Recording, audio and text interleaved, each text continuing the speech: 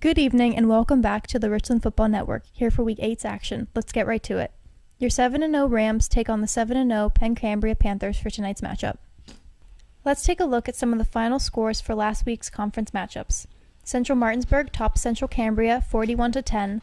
Bishop McCourt gets blown out by Chestnut Ridge 48-6. Bishop Guilfoyle defeats Forest Hills 49-7. Somerset falls to Penn Cambria 49-6. And Westmont Hilltop beats Greater Johnstown 56-23. Let's take a look at tonight's opponent. The Panthers and the Rams are the last two undefeated teams left in the LHJC. After tonight, only one will remain. Penn Cambria has scored over 40 points in 5 of their 7 matchups. All 5 of those wins were more than one-score leads. They also won 2 close ones against Bishop Guilfoyle 39-34 and Bedford 27-20. Both teams come into the matchup well-equipped to battle it out in a close one tonight. Next Friday, the Rams will take on Chestnut Ridge on the road for a 7 p.m. kickoff. Now let's take a glance at last week's win over Bedford.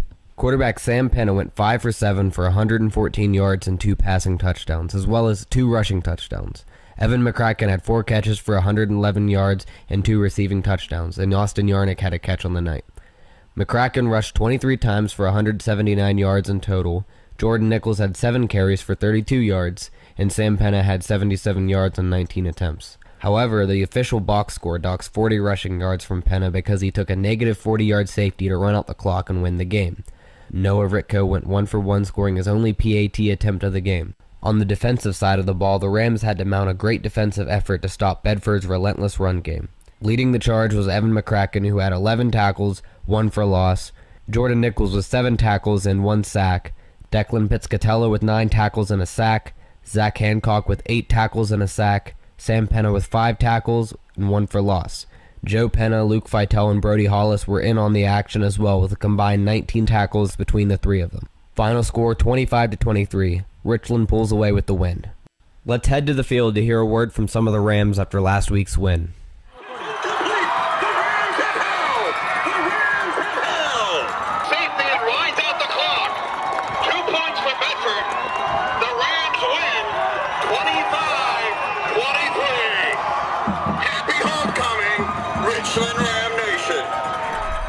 I'm here with Zach Hancock. Zach, what was going through your head on the final defensive stand when Bedford had the ball in their own red zone? Oh my God, whenever we saw that, our guys were hurt.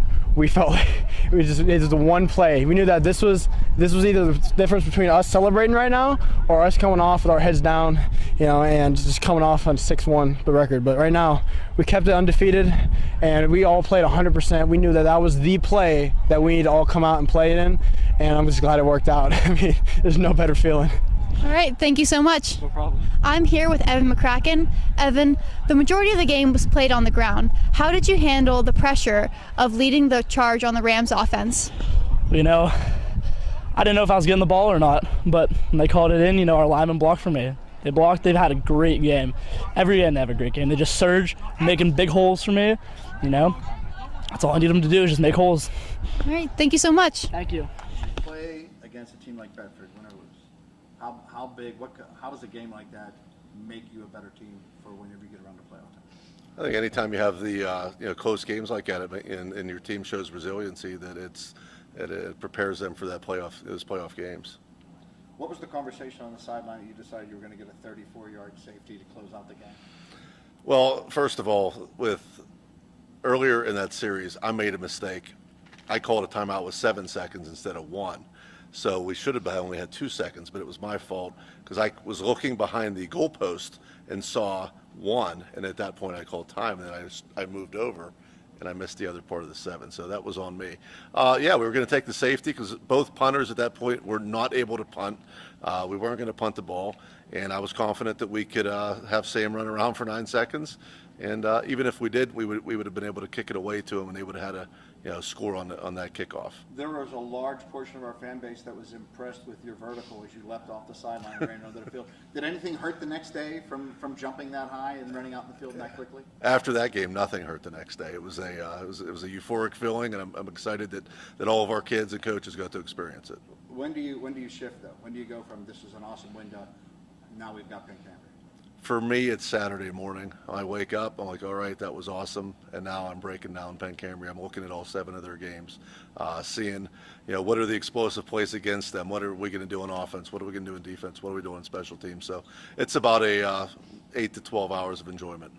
All right, and how different is the personality of this team now compared to what you thought it was going to be going into the year? Or maybe it's exactly what you thought. Yeah, it really is exactly what I thought. You're very resilient, a bunch of kids playing for each other, all playing together, and it's what I thought they were. However, I've been impressed with the close games that we've won. We've won 4 games that have really been one touchdown football games, and that's tough to do. There you go, Jim.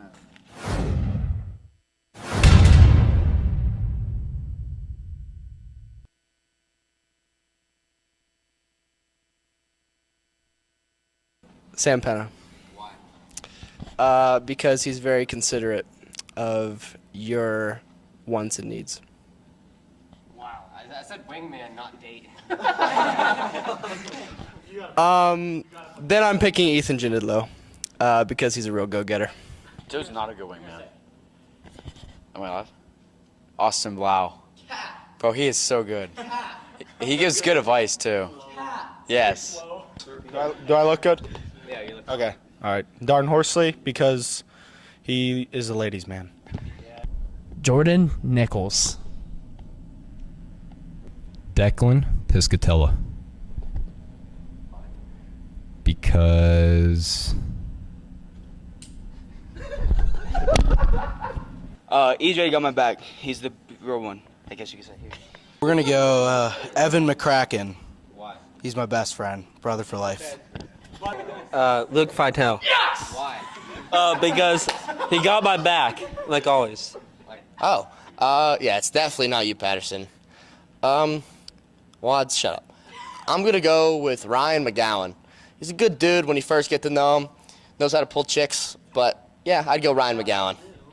If I had to pick a best wingman, it would definitely be from robbing a bank to picking up chicks. It would have to be Ryan McGowan, just because I feel like he can keep a secret, and he's super fun to be around, and I've known him. He's been my friend since 8th grade. I'm going to have to say Glenn Hale.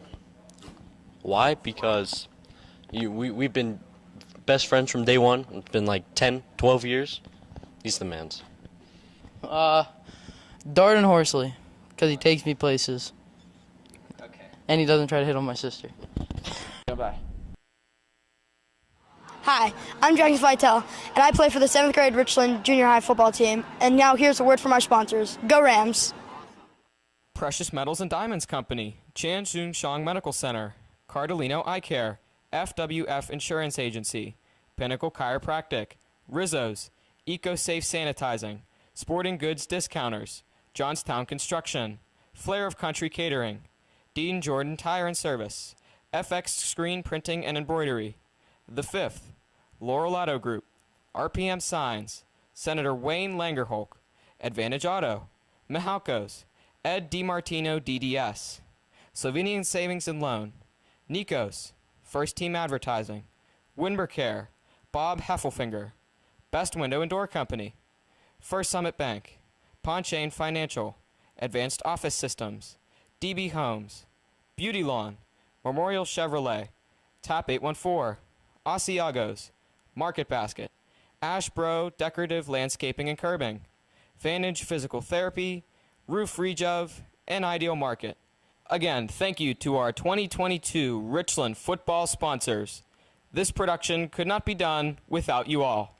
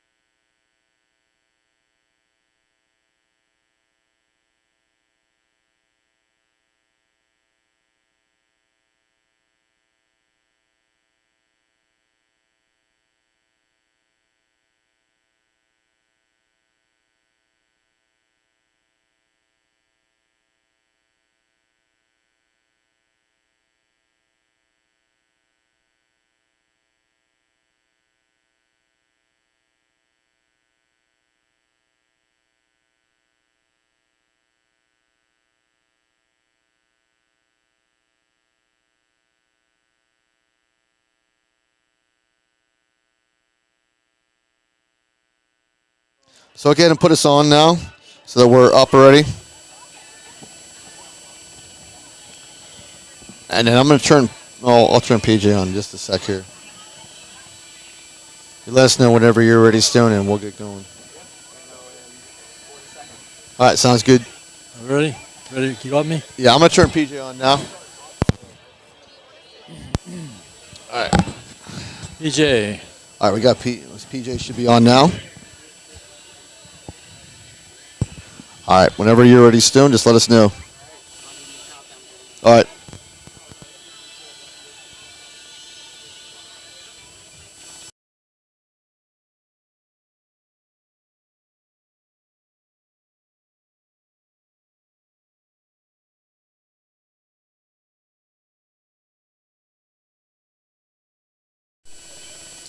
Hi, welcome to the Richland Ram Football Network. I'm Ed DiMartino. Along with me, I got Fred Yannity. I got PJ McGowan on the sidelines.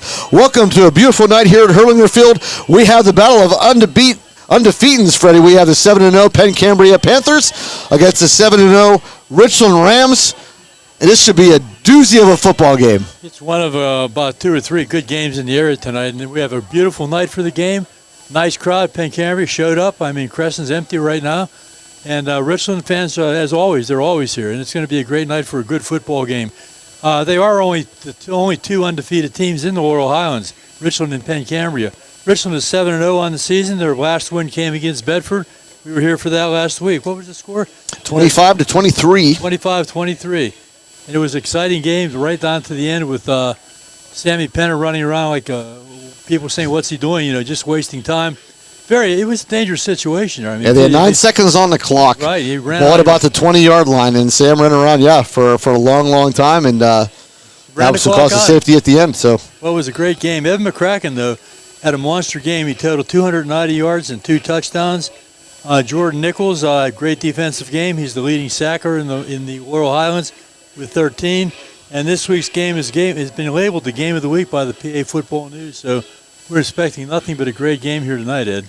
Absolutely. PJ, conditions on the field, beautiful night for football. It is.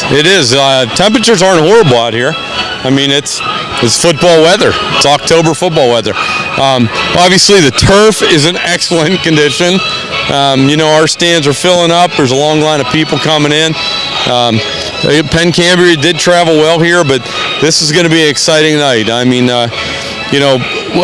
I guess nobody expected Penn Cambria. We knew he had a great quarterback coming into this game early in the season, but they've showed themselves to be quite the contender and quite the opponent. So I'm looking forward to a smash mouth football game tonight. Yeah, I would agree. Penn Cambria played Bedford to a 27-20 score, and we talked to the guys from the Somerset County Radio last week, I should say, Freddie. And Bedford got shut out in the second half against Penn Cambria. Penn Cambria did a fantastic job. I think they did score a defensive touchdown off a pick 6. But, that's maybe a team we can compare to. We saw Bedford play here. Bedford, a very good football team. Obviously, Penn Cambria, also a very good football team. Stars on both sides of the ball here, Fred. Right, we have three really good athletes for Penn Cambria. It starts with number 11, Garrett Harold. We go with number 5, Vinny Churdon, and number 24, Zach Grove. They have a very well-balanced team, as we know. There's a lot of good teams in the Laurel Highlands this year, and Penn Cambria is the only other undefeated team along with Richland. Last week, Penn Cambria defeated Somerset 49-6. They totaled 263 yards on offense, and they only allowed 164 yards on defense. Now, here's a stat that Penn Cambria can use to their advantage. They've lost the last 10 games to Richland, and that's a pretty long streak. That's the longest active losing streak in the Laurel Highlands. They do average a lot of yardage a game. They're over 400 yards a game offense. And as you said, they're led by quarterback Garrett Harold, who has 18 passing TDs this year and almost 1,300 yards passing. And it's just he's a stud. I mean, he's about 6'3", 6'4". He's over 200 pounds. He's being recruited heavily. And it'd be nice to see him play tonight, Ed. Oh, yeah, Garrett Harold's been he's a 4-year starter for Penn Cambria. And, Fred, they're running more of the pass-run option. So you're going to see a lot of Garrett Harold not only through the air, but it's going to be Garrett Harold on the ground. We talked about this last week as Penn Cambria runs going to have Bedford running the same offense with Kevin Ressler running sort of that pass-run option. Richland has to keep somebody in to account for Garrett Harold. You have to make sure that every play somebody's on Garrett Harold, whether he hands it off, whether he passes it, or whether he keeps it himself, somebody's got to account for number 11. Yeah, we talked about defensive keys, and you have to have someone keying the quarterback, someone keying a fullback, someone keying a pitchback as well. In fact, I think last week we got fooled a couple times. We did. We thought the fullback had the ball, and the next thing you know, the quarterback is running around the end for big yardage. So you have to know who your guy is, and you have to stay with him. They're a pretty well-balanced team, Ed. They passed for 1,341 yards, and they've rushed for 1,500. So that's pretty much equal. Garrett Harold and Zach Grove. Zach Grove is called the closer. That's his nickname. What a great nickname. I love it. The closer. He closes out the game.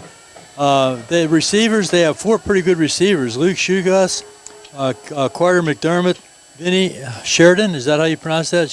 It's pronounced Churden. Churden and Gavin Harold, which is the brother, I guess, of the quarterback. And they've done a great job passing the ball as well. In Richland, I was thinking about Richland all week. We've kind of developed over the last couple of years. We used to be primarily a passing team, but now we're pretty well balanced ourselves. We've rushed for 1,229 yards, and we've passed for 1,211 yards. So that's pretty close. Sammy Penn done a great job filling in the quarterback. Our other big guns on offense, Evan McCracken, Jordan Nichols, and a cast of thousands. And that's what's great about this team. Guys have been hurt, and other guys are going to step up and step in. Guys like Jordan Nichols, who looks better and better every weekend, I think, as a running back. Absolutely. Totally agree, Freddie. And, in receiving the ball, we have, Evan McCracken again, Ryan McGowan. And how about the surprise of the year, in my opinion, is Austin Yarnick, a young sophomore receiver, done a fantastic job. And he has 2 more good years to play at Richland, so he's going to be a good one before it's all over. Yeah, Stone Manx was telling him they put Bedford put their best corner, I think, last week on Austin Yarnick, and that was Ethan Weber. And for me, if you're going to do that, that's fine. That frees up number 10, Ryan McGowan, as far as I'm concerned. So if Ben Cambria wants to do the same thing, you want a key, let's say on Austin Yarnick, or you want a key on Ryan McGowan, that's fine. Well, we have Ethan Box, and you have a cast of other characters that Sam Penna can throw to. And that's what Richland needs to do, is they need to have that balance, Fred. It can't just be an Evan McCracken run football team. Well, that's what makes Richland so good, is the fact that they are unpredictable. They do have so many weapons on the field, you can't really double team anybody because someone's going to be open. So it's a hard offense. I've often said every week, I think I say it, I'd hate to be the defensive coordinator on a week that we're going to play Richland, because they have to spend an awful lot of time on the practice field. Richland looking good with the white pants, blue shirts. Good, PJ. So Penn Cambria did win the coin toss, and they've elected to receive. Okay. So I don't know that we would have seen a different story if Richland would have won that coin toss. So same program you see every week. I was going to say the same thing, PJ. I think Coach Bailey probably would have deferred as well. So Penn Cambria will take the football as we start the football game. As I was saying, Richland looked good, white pants, blue shirts, and Penn Cambria in the all white shirts with the black helmets. The good thing for us, Freddie, is the numbers are very, very visible, so we should not have a problem picking out the numbers. We have no excuses tonight. I do have an excuse. I'm old. My vision's not as good as yours. And it's just a great night for football. What a great atmosphere. If you'd been here listening a couple minutes earlier, you could have all heard Ed sing the alma mater. It was pretty impressive. I did. I sang it a lot as a former Richland baseball player. Yep, it was. As a former Richland junior high basketball player, on every road trip back home to your school, you sang the alma mater on your way back on the bus. So those memories are very clear in my head still, and close to my heart. How many bus rides do you think I've been on? I'm sure you took very, very many. I also want to take an opportunity to thank Stone for the fine notes he gives us pregame here. That's fantastic. Yeah, and, absolutely. And notes that he gives us before the game. It's just pretty impressive, and we're very, he's got a bright future ahead of him in sports. I can see that coming. Someday he'll be play-by-play for somebody. He might be taking my job over in a few years. Who knows? Don't look over your shoulder. He's coming. You know what? If I'm going to give it up at all, it's going to be a guy. Just Stone Mangus. I would never ever quip about that. There's basketball. Stone does basketball all winter. He does. I mean, like I said, during the COVID times, I'm the PA announcer for the Richland basketball program. So in COVID times, I had to go up and I had to be up in the upper part of the gym. I guess the sports center, they call it Richland Sports Center. So I wasn't allowed to be on the on the court, and so I got to spend a lot of time with Stone up there. And he does his play-by-play, and Stone is just fantastic. If you haven't had a chance to listen, please tune in during basketball season. Listen to Stone Mangus. Yep, he's a good young man, so we're happy to have him with us, and he certainly does a great job for us. Yes, and thank you to Lanigan McCulty and Sophia Mihai as well, as they kind of produce everything for us here. It makes it very, very easy.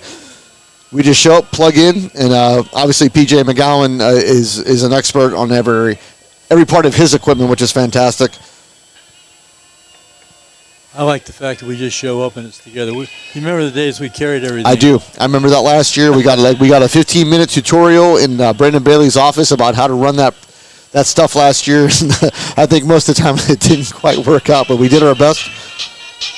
And we're glad to have you guys all along with us for this very important game in the Laurel Highlands Conference. 2 7-0 teams. We do have another game, Freddie, being played tonight. We have Johnstown and Somerset playing tonight, who are 0-7. So we have the battle of the unbeatens. We also have and the battle of the winless. Please, Bedford play tonight. Bedford plays Central tonight. That's the so big game. you have a battle of 5 and 2 teams, which would be a fantastic matchup. Bedford coming off of 2 very tough losses, one to Penn Cambria and one against Richland.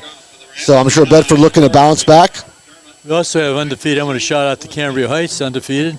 They're playing Penn's Manor, who I believe is also undefeated, Ed, over in Clymer. All right, and here we go. It's going to be Noah Ritko on to kick it away for the Richland Rams.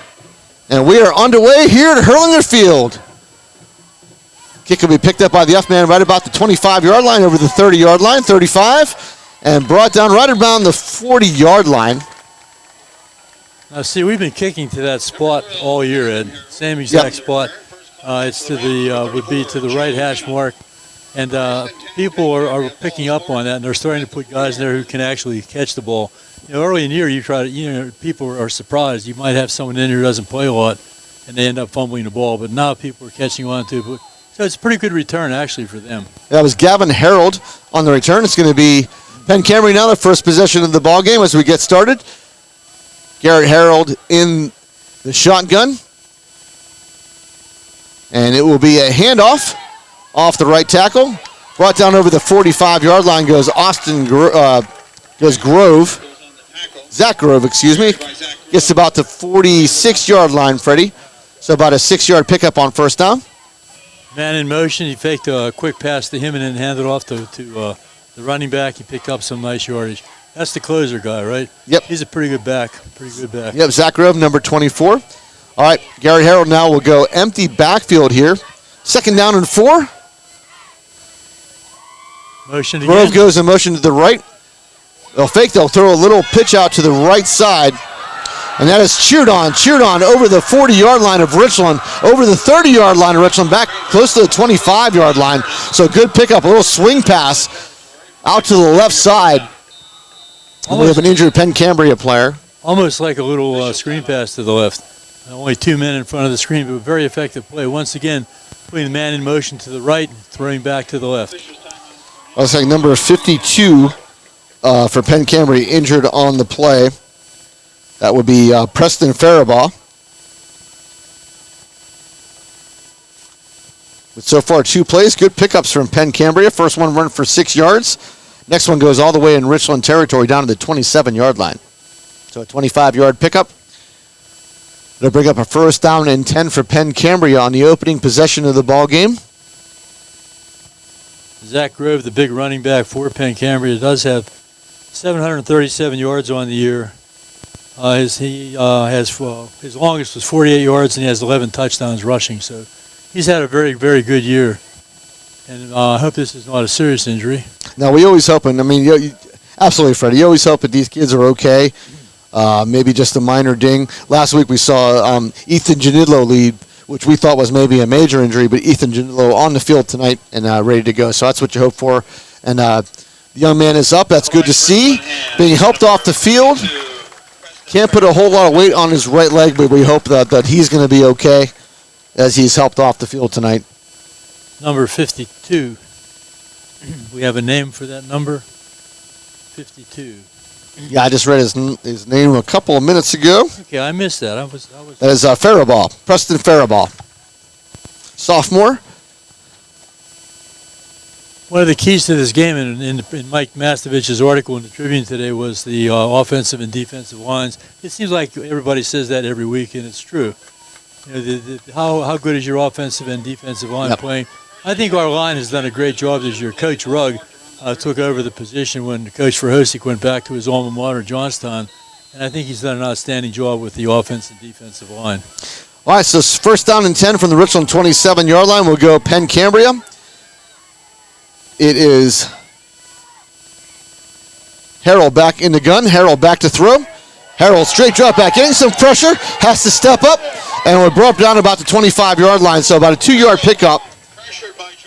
So Jordan Nichols brings him down, but not after about a 3-yard gain. They'll give him the 24-yard line, Fred, so about a 3-yard pickup on the first down. Good pressure by the Richland Rams. I think it's amazing he got out of that pressure. Yep, second down and 7. I'm not quite sure how he did that. Again, this is the opening drive of the football game. Garrett Harold back in the gun. Zach Grove to his right. He will put Sheardon in motion. It will be a handoff to Grove. Grove gets over the 20-yard line before being brought down about the 24. About the 19-yard line. Big effort on his part. He's a hard running back, isn't he? He is. It'll be a third down and short here, Freddie. First time we've had a chance to see him all year, and he is. We've heard about him, and he's all that was advertised. He's a big, fast running back. I bet Penn Cambria will go empty backfield here, 3rd and 1. Grove will go in motion. They'll fake the handoff. It will be Harold himself who goes up the middle. Harold has the first down and more as he pushes towards the 10-yard line.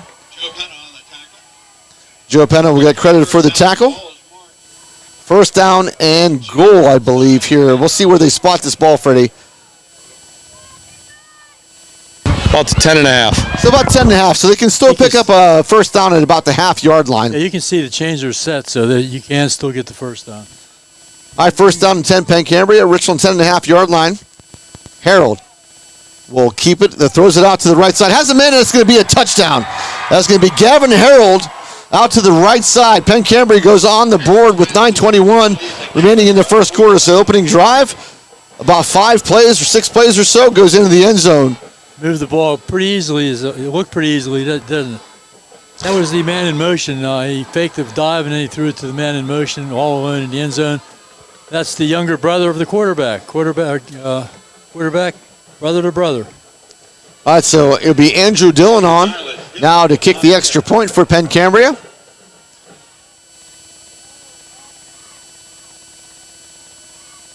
Good snap. Good hold. Kick is up, and the kick is going to be no good. We have a penalty, I believe. No. So 6-0 now is your score as the extra point is no good.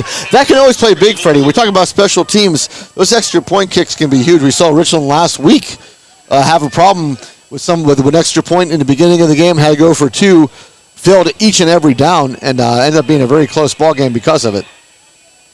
Very close. We thought perhaps maybe the first 2-point attempt was a mistake. Maybe it was a bad snap, but it wasn't. They were actually going for 2, and it was a gutsy call. And we're allowed to disagree sometimes. Oh, absolutely. But that's what makes it interesting. Then the second time they had to go for 2, and it failed. And someone brought up the question: why didn't we punt at the end of the game with 9 seconds to go? That would have been really risky, wouldn't it? Plus, we had no punt. Right, you're right. You risk a whole you risk a whole lot of things that can go wrong. I had no problem with what Richland did. No, you could take the safety. I have no problem with that whatsoever. You know what's scary though? Sometimes these kids, when the clock hits 0, the game's not over until the play's over. Make sure you go down. Make sure you go down. You've seen these highlight reels of kids running around. When the clock hits 0, they throw the ball up in the air and say, "Yippee, we won!" Yep. The other team picks up the ball and goes down and scores. So you have to be. I'm sure that he was coached up. Don't do that. I hope he was anyhow. I'm sure he was. All right, so a 6-play, 60-yard drive in 2 minutes and 39 seconds for the Penn Cambria Panthers. Puts them on the board here, 6-0 here at Hurlinger Field, still with 9:21 remaining in the first quarter. Kicked away to the Rams. That is Ryan McGowan, who will get just shy of the 30-yard line before being brought down. He was down. I think he was down, yeah. He was way down. So they're going to call him down, which is a good call. That was Gabe Irving on the kickoff for Penn Cambria. That would have been a huge turnover, but it was not a turnover. It was a mistake. Yeah, so Ryan McGowan will take it out to the 30-yard line. First down and 10 for the Richland Rams, looking for an answer. And Richland has not started off very fast. PJ, you put a kind of a marker on that in the beginning of the year. Yeah, there's Richland has not started very fast. There's never been a game. I mean, no matter what our opponent was, we came out gunslinging. But I'm going to tell you, that quarterback, that's a very well-oiled offense Penn Cambria has. All right, so Sam Pennant in the gun, first and 10 for the Rams. It'll be Evan McCracken. McCracken picks up big yards over the 40-yard line, over the 45. Evan McCracken picks up a big first down for the Richland Rams. Gets to about the 47-yard line. Are we in for a shootout tonight, Ed? So a 17-yard pickup on first down. Absolutely, Freddie. And this has all the earmarks right of just a shootout football game, almost like Central and Richland was second game of the year. First down and 10 Rams. Evan McCracken again. Goes off the left side. This time it will come short of the 50-yard line. Picks up about 2 yards to the 49. Penn Cambria, both plays blitz their linebacker. So, the thing about that, it's good if you make the stop, but if Evan breaks past that second line of linebackers and gets into the secondary, look out. They'll give him the 49, so about a second down and 7 upcoming for Richland. Down to 8:26 remaining in the first quarter. Your score here, Penn Cambria 6, Richland nothing. This is Richland's first possession of the ball game. Penn will fake the handoff, keep it himself, goes up the middle. He has a first down at about the 39-yard line of Penn Cambria. So big run by Sam Penn puts him in Penn Cambria territory. They're going to give him the 40, Fred. Originally the ball spot is the 39. They're going to put it back to the 40-yard line. Makes it nice and even. Another blitzing linebacker on that play, which is great if you guess right. If you guess wrong, you're taking yourself out of the play. All right, first and 10, Richland. And there's the freeze play. Penn Cambria jumped. So the first attempt of the night works out fine. But that was another blitzing backer. Did you see him coming? Yes, I did. Came off the corner. That was their quarterback coming. Yeah, that would be 4 plays in a row. They blitzed one of the linebackers. Once again, it's a good deal if you guess right. If you don't guess right, could be trouble. Bedford was very disciplined last week, Freddie. Richland tried that multiple times last week. Bedford never bit. Penn Cambria bites on the very first try of the ball game for Richland on the freeze play. So Richland now first and 5, pushes the ball all the way to the 35-yard line of Penn Cambria. Penn, a quick throw out to Austin Yarnick over the 30-yard line. Makes a move, and he's gone. It's going to be a touchdown, Richland. Austin Yarnick into the end zone. Penn to the Yarnick from 35 yards out. And Richland is on the board. So a quick score. Very good answer by the Richland Ram offense. It took Penn Cambria 2 minutes and 39 seconds. It took Richland a lot less than that, Stone, to find the end zone. Wow. Austin Yarnick. That's his 4th touchdown receiving this year. All right, so there's no Ritko on to attempt the extra point. 6-6 your ball game pending the extra point. Penn Cambria missed their attempt. This is a good snap, good hold. Kick is up, and the kick is going to be good. So Austin Yarnick will put it through. Richland leads here is now 7-6 with 7:33 remaining in the first quarter. Yeah, we got our first break. We'll go ahead and run down our sponsors. Thank you to First Summit Bank, Best Window, Chan Soon Chong Medical Center, Ponchione Financial Group, Advanced Office Systems, Cardolino Eye Care, FWF, an area insurance provider, Pinnacle Chiropractic Spine and Sorts, Nico's Restaurant, Rizzo's Italian Restaurant, Dean Jordan Goodyear Tires, Johnstown Construction, Sporting Goods Discounters, Flair of Country Catering, The Fifth Bar and Grill, DB Homes, FX Screen Printing, Slovenian Savings and Loan, Laura Auto Group, Precious Metals and Diamond Company, Beauty Lawn, Dr. Edward L. DiMartino, DMD, Mahaco's General Contracting, Inc., State Senator Wayne Langerholtz, Memorial Chevrolet, RPM Signs, Advantage Auto Service, Ashbro Landscape Curbing, Roof Rejuve, Vantage Physical Therapy, Asiago's Restaurant, Tap 814 Bar and Grill, Market Basket Grocery Store, and First Team Advertising. That was Austin Yarnick, the young sophomore. That was his 4th touchdown reception of the year. He has caught the ball for 326 yards so far this year. Coming on very strong as a young sophomore. 4 plays, 70 yards, a minute and 48 seconds. The big strike was obviously a 35-yard quick pass out to the right from Penn to Yarnick. Yarnick makes a move and goes into the end zone pretty much untouched. This could be a really high-scoring game. We might be here for a while, Ed, which is fine by me. All right, Ritko on to kick it away for the Rams. Ritko kicks this to the right side of the field, picked up by the up man at the 25-yard line over the 30-yard line. This is Gavin Harold again, and this time we'll get to about, let's see where they spot this ball, Freddie. Might be about midfield. Good field so position. 45-yard line, I think they'll put him.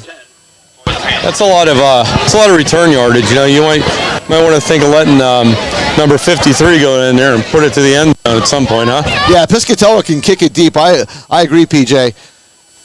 As Grove has had some pretty good, the last not time Grove, but Harold has had some pretty good returns. Hey, Fred, you were a special teams coach. What's your take on that? I think we should try to do it. We're not doing well. That's 2 good field positions for them right off the bat, 45-yard line. All right, Harold looking to throw it. He's going to be brought down by Piscatella. No, he gets the ball away, but still going to be brought back to the 40-yard line. Still 5-yard loss as Piscatella was in on Harold. Harold able to keep his feet, threw the ball out complete. He's better off dropping the ball, actually, Freddie. I can't understand why he would even do that. But a 5-yard loss on the play, so a completed pass for negative 5 yards back down to the 40-yard line. Bring up 2nd and 15. Declan Piscatella with good penetration to get back into the backfield and get on Garrett Harold. He's having a really good season. Once again, he comes down to the lines. We talked about the line plays. That was a big lineman play. All right, 2nd down and 15. It'll be Grove. Grove picking his way up the middle. Grove to about the original line of scrimmage before he's brought down. We'll get to about the 45-yard line. And it'll be a 3rd down and about 10, Freddie. Maybe 9. Let's see where they spot this ball. So they give him 3rd and 9. They'll spot the ball at about the 46-yard line. They're running without a huddle, just like Richland does. Most teams these days are starting to move in that direction, Ed. Yeah, the good thing is Richland does substitute a lot. Penn Cambria does not. And that's maybe something that Richland can exploit later on in the game. Harold back in the gun, 3rd and 9. Drops straight back to throw. Harold going to throw this deep on the right side. Has a man open. And the ball is dropped. Good coverage there by Sam Penna. No, it was not. That was Yarnick. Oh, sorry, it was Austin Yarnick. Excuse me, Austin Yarnick on the coverage. Knocks the ball away. The intended receiver was number 4, Luke Chagas. And the ball is dropped, so it's going to bring up 4th down and 9. That's a great advantage for Richland that we broke serve. You know, these games might come down to how many stops can you get to. This is huge. Absolutely. He was open, and just good coverage by Austin Yarnick. He wasn't open by much. It was a heck of a nice pass. And I think it is Garrett Harold who is their punter, if I'm not mistaken. It is. You got to be careful so here. This is something you have to watch on a 4th and 9. Harold is your punter. Sam Penna back deep for the Rams. Gets blocked! That is Jordan Nichols on the block. Richland gets on the ball at about the 29-yard line of Penn Cambria. So Richland comes and blocks the punt. Picked up by Zach Hancock at the 29-yard line of Penn Cambria. But give it to 28. So Richland will start 1st and 10 in a 7-6 ball game that they lead with 5:48 remaining in the first quarter. That's a huge, huge play. Jordan Nichols, he's our receiver, our leading sack man. He had 13 sacks, now he has a block punt. We had a block punt last week too, didn't we? Yep. We were not sure about that one. PJ, he almost picked it up off his gut and went into the end zone. He certainly did. What a great play by our special teams. All right, 1st down and 10. Richland already at the 28-yard line of Penn Cambria off the block punt. Lead here 7-6 over the Penn Cambria Panthers, going heavy in the backfield here with Jordan Nichols and Evan McCracken. It'll be Evan McCracken who will cut to the left side, be brought down. Nice tackle made there by number 2, Thomas Plunkett. Jordan Nichols has been playing a lot of running back lately, and he's getting better and better every week, so I'm anxious to see what happens when he touches the ball. He's a different kind of a runner. He's a hard runner. You know, McCracken uses the speed and the moves. Jordan is a straight-ahead hard-nosed runner. All right, ball spotted at the 26-yard line. Second down and 8 off the 2-yard gain. Same set, heavy backfield. It'll be Penn now. It keeps out to the left side. Penn has the corner. Sam Penn will go into the end zone for another Richland Ram touchdown.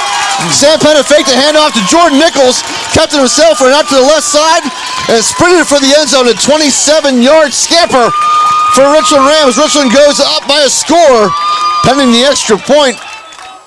So Richland coming out big time, Freddie. That's the same thing we said Penn Cambria had to do, or we had to do against Penn Cambria, was watch our keys. That time nobody was watching Sam. He went right in the end zone. Good job. Noah Ritko on to attempt the extra point. Sam Penn is your holder. Shell-shocked. Yeah, Penn Cambria has to be shell-shocked. All right, good snap, good hold. Kick is up, and the kick is going to be good as Ritko puts this true. So Ritko missed the very first kick of the year, Freddie, and has been perfect ever since. So Richland goes up now here 14-6, and PJ, I mean, Richland just big answers on offense. Listen, we say it every year. Fred said it every radio, news, paper, personality says comes down to your line, and it does. They don't get the credit, but they are playing tough ball. They're opening the holes, they're making the tackles, they're getting the pressure. I'm being proved backwards here. Maybe we started a little slow on defense. I think this team, once you stumble them a little bit, especially this Penn Cambria team, I can tell you by watching number 11 on defense here, he was rattled after being stopped on offense and having his punt block. They're done. They're not quitting, but Richland has them on their heels right now. Yeah, I would agree. I don't know how much adversity they have faced all year, but right now I agree, PJ. They have not seen anything like this. Not used to it. Last year they did not play, Freddie, as Penn Cambria had a COVID situation, so did not play Richland last year at all. And maybe, not prepared for what they're seeing on the field right now. It's early in the ball game. Let's not make light of that. It's still 5:09 remaining in the first quarter. I'm going to get off the air here and tell you guys something. I'm looking back at our stands. Richland, there's not many seats open here. We're packed too, so this stadium is loud down here. All right, so that took a whole, 39 seconds. 2 plays, 29 yards, and Richland finds the end zone to lead here 14-6. Ritko will kick it away to that same spot. And it will be Gavin Harold again who takes it to about the 36-yard line. A little bit better coverage that time. Yeah. But still, not the deep kick that we're looking for. Now, if you want to kick it deep, you put in number 53, Declan Piscatella. If you want to kick those sideline shots, you put in Austin Yarnick. So 36-yard line is where Penn Cambria will start this drive. 5:03 remaining in the first quarter. Your score here, 14-6 Richland. As Harold will go back into the gun with Grove set to his left. Harold will go in motion. Pitched out to Gavin Harold on the right side. Harold will pick up a first down as he gets close to midfield, brought down about the 48-yard line. That's one thing Penn Cambria cannot do is panic at this point. It's still, there's still plenty of time left for this ball game. So, they're certainly going to stick to their game plan. That was just a little swing pass. A safe play and pick up some good yardage. Yeah, first down. They'll give him the 49, so first down and 10. On the Penn Cambria side of the 50-yard line. Harold back in the gun, first and 10, back to throw. Harold will throw this to the right side. Should be picked off. It is! Picked off by Richland. So there's the mistake. Ethan Box makes the interception and takes it to the 39-yard line of Richland. Garrett Howell had to get rid of that football, Fred. There was pressure coming. I was going to say it all started with the line. Yep, had to make the throw, and we knew it was going to be picked off by somebody. It was Ethan Box who made the interception, and Richland will take over first and 10. They'll give him the 40-yard line as the spot of the ball just hits the 40. This is huge right now. Huge. Yes, Richland needs to take advantage, though, Fred, of every opportunity. First and 10, Richland, they lead 14-6 with 4:30 remaining in the first quarter. Penn back in the gun with McCracken set to his right.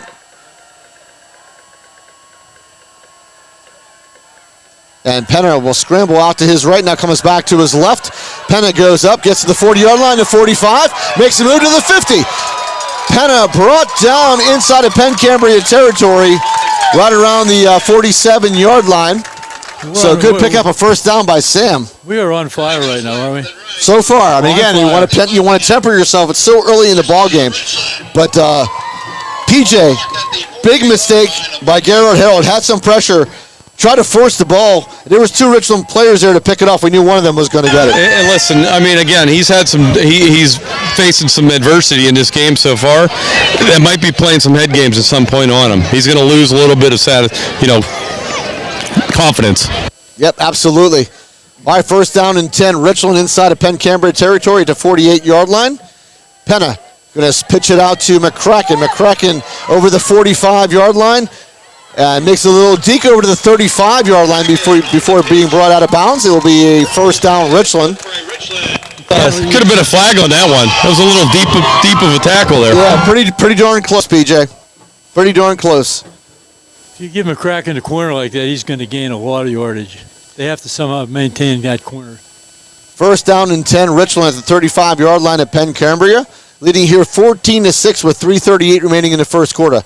Penna going to fake the handoff, rolls out to his right. Penna looking down the field. Penna going to tuck it over the 30-yard line, goes out of bounds. Smart play by Sam. Picks up some positive yards. We just look a lot quicker than them, don't we? So far, yes, absolutely. I think Richland looks so far. It's so early in the ball game, Fred. I like it though. I want to keep the fire going. If this was the fourth quarter, I'd be But this is only the first quarter of the ball game. We're excited though. Remember, this is a 7-0 Penn Cambria team. They are not going to quit in this football game, and they have big play potential. But Richland's got to capitalize here off the turnover. Have the ball at the 29-yard line now at Penn Cambria. Second down and about 4. Handoff to McCracken. That's good coverage there that time by Penn Cambria. That's number 21, Derek Height on the tackle. So that was read well by Penn Cambria. That's what they need to do. They can't let them get around the corner like that. Great play. They're still shooting linebackers as well, so they're not giving up on whatever their defensive scheme is. They're not giving up on it. Looks like they lose 2 yards back to the 31-yard line. Third down now. They did maybe try to run the freeze play there. Penn Cambria held tight. See that backer keeps sneaking up. See what he does. Empty backfield here now for Richland. Penna going to run straight up the gut. Penna has a first down and more as Penna dives close to the 20-yard line. Wow. So we saw this last week against Bedford, PJ, with Sam Penna running a lot, and Penn Cambria seems not to be ready for it as well. Yeah, without a doubt. I mean, listen, we have so many tools. You can't totally give anything that they're going to do for sure. Now look what we're doing here. That's what makes us good. All right, so big bunch formation to the right. Jordan Nichols in the backfield. It'll be a quick throw out to Evan McCracken on the right side. Evan McCracken will push his way close to the 5-yard line. You know, PJ, your comments are right on. That's what I keep Seriously, saying. he's on the money. Absolutely. Keep saying all the time, we have so many weapons, you can't focus. No, you can't key on one guy, and that's the problem with you when you face Richland. And even with the injuries we've had, hard to key on one guy. Still a lot of skill on that ball on that field. So first and goal, Richland. It will be McCracken, I think, on the right side. Or is that Nick? No, that's McCracken. He takes a shot. That should be a flag. He took a big hit. He was 3 yards out of bounds and took a shot in the back of the head. No flag. Yeah, I don't know why there wasn't a flag thrown there. I mean, it was definitely a foul. Number 4, Luke Chagas put a big throw to the back of Evan McCracken's head, not called. That's called frustration. Oh yeah, absolutely. That's what it is. It's frustrating. That breeds more mistakes, boys. They're losing their cool. Totally agree, PJ. Losing their cool. All right, second down and goal, Richland. Ball spotted at about the 4-yard line. Going very heavy in the backfield here now for the Rams. No wide receivers at all. It will be McCracken who will go up the gut. McCracken will walk into the end zone for another Richland Ram touchdown. 4-yard score for Evan McCracken, who basically went untouched. Freddie, there was like 4 guys in the backfield. That's power. And just follows straight ahead. Evan McCracken goes off a left tackle, finds the end zone, and Richland will go up again. I want to say something after this extra point. I was talking to a coach from a local college before the game. He said he loves the spread offense. The only thing he does not like about the spread is that there's not enough power football. Well, guess what? There it was, Coach. Here's your power football. All right, Ritko on to attempt the extra point is up, and Ritko is going to be true again. So Noah Ritko puts the Rams up 21-6 with 1:51 still remaining in the first quarter. You know what I'm thinking, though, is this is being announced around the World Highlands right now. You know, they announced it over the PA system, scores. What are people thinking? Yeah, people are looking at this right now. I think they're probably a little bit shocked. I mean, this game had all the earmarks, and still maybe does, Freddie. Let's not get ahead of ourselves. It's still way early in this football game. We're not even in the second quarter yet, boys. Exactly. But Penn Cambria, PJ, I agree with you. The Penn Cambria showing a little frustration. That frustration can breed to more frustration and mistakes. And listen, you're exactly right. The way I take this, I got a son on this team. He's 18, but he's still a young man. They have composure. They play good on their coaching.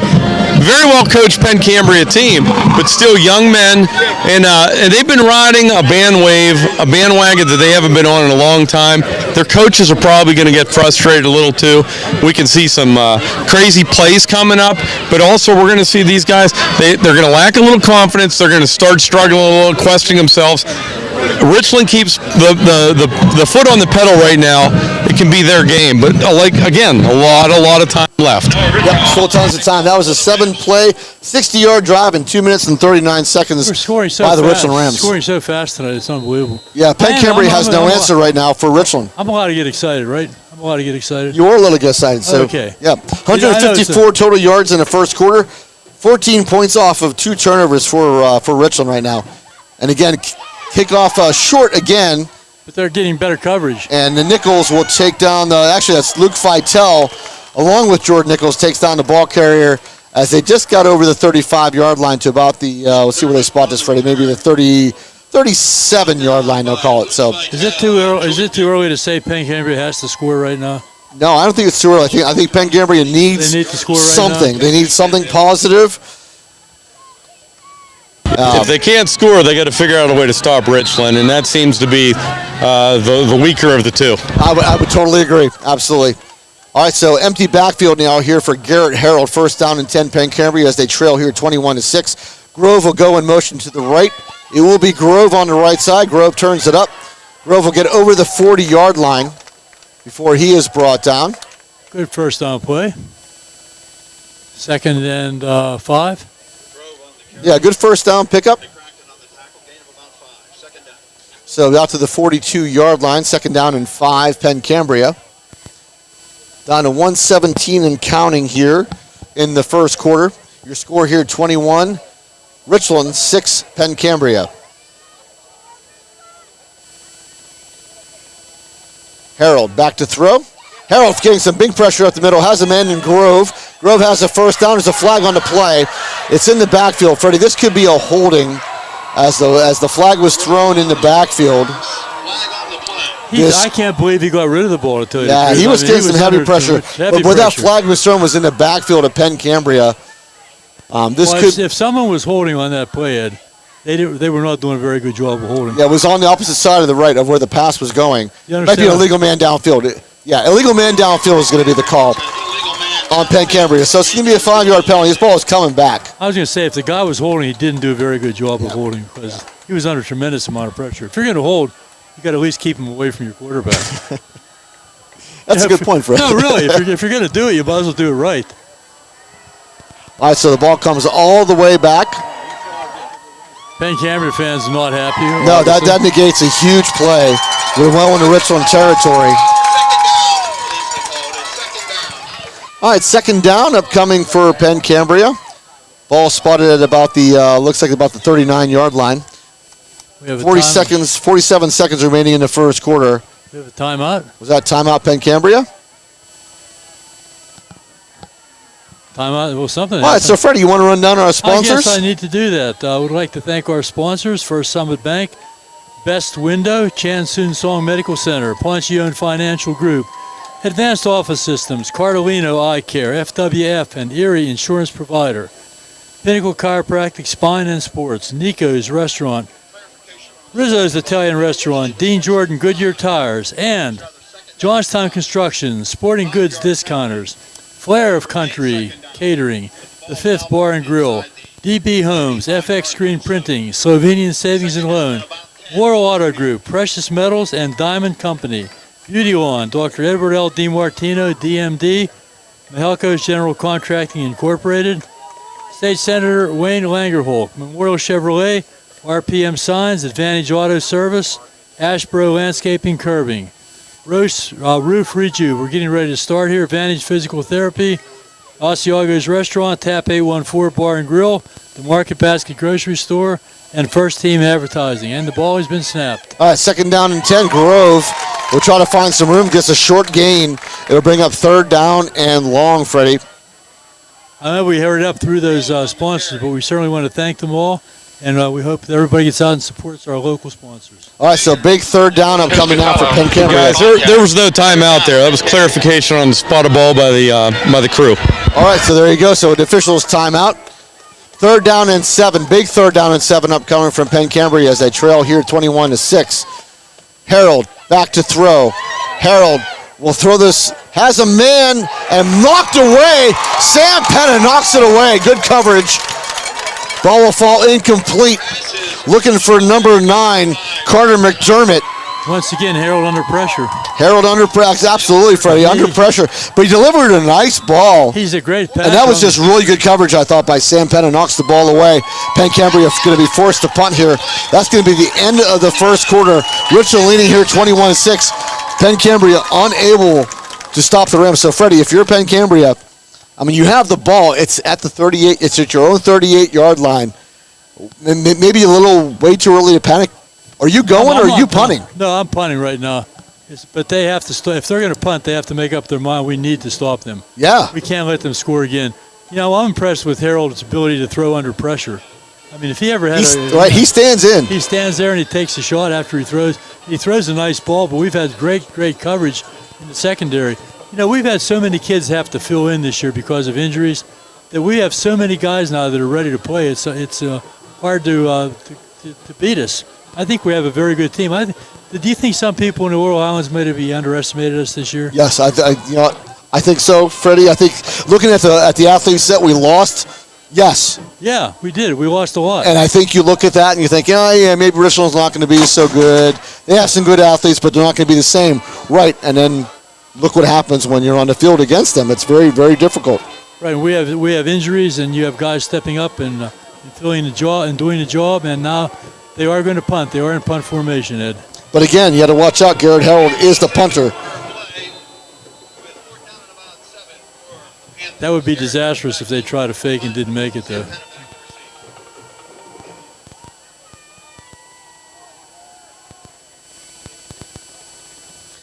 All right, so Harold back to punt. This time he gets the punt away good. Fair catch called by Penna at about the 24-yard line, Fred. I think it's where they're going to spot this. So Richland will take over at its own 24-yard line. Penn Cambria has not stopped Richland yet. There's 11:54 remaining here in the second quarter. Richland already leading 21-6. And a lot of just different moving parts by the Rams. Let's face it. You can't key on one guy. It's been a lot of Penna, Yarnick, and McCracken. And Jordan Nichols on defense. I mean, that blocked punt was still amazing. How did he get in there that fast? He was, I know. I mean, he almost took it off his stomach. That's unbelievable. What a great kid. We were certainly lucky to get him in our district, weren't we? An empty backfield now. It's going to be McCracken, who was your quarterback, going a little wildcat, going to hand off to Penna as Penna gets over the 25-yard line to about the 26-yard line. So about a 2-yard pickup, going to bring up 2nd down and 8. A little bit of timing problem on that play there.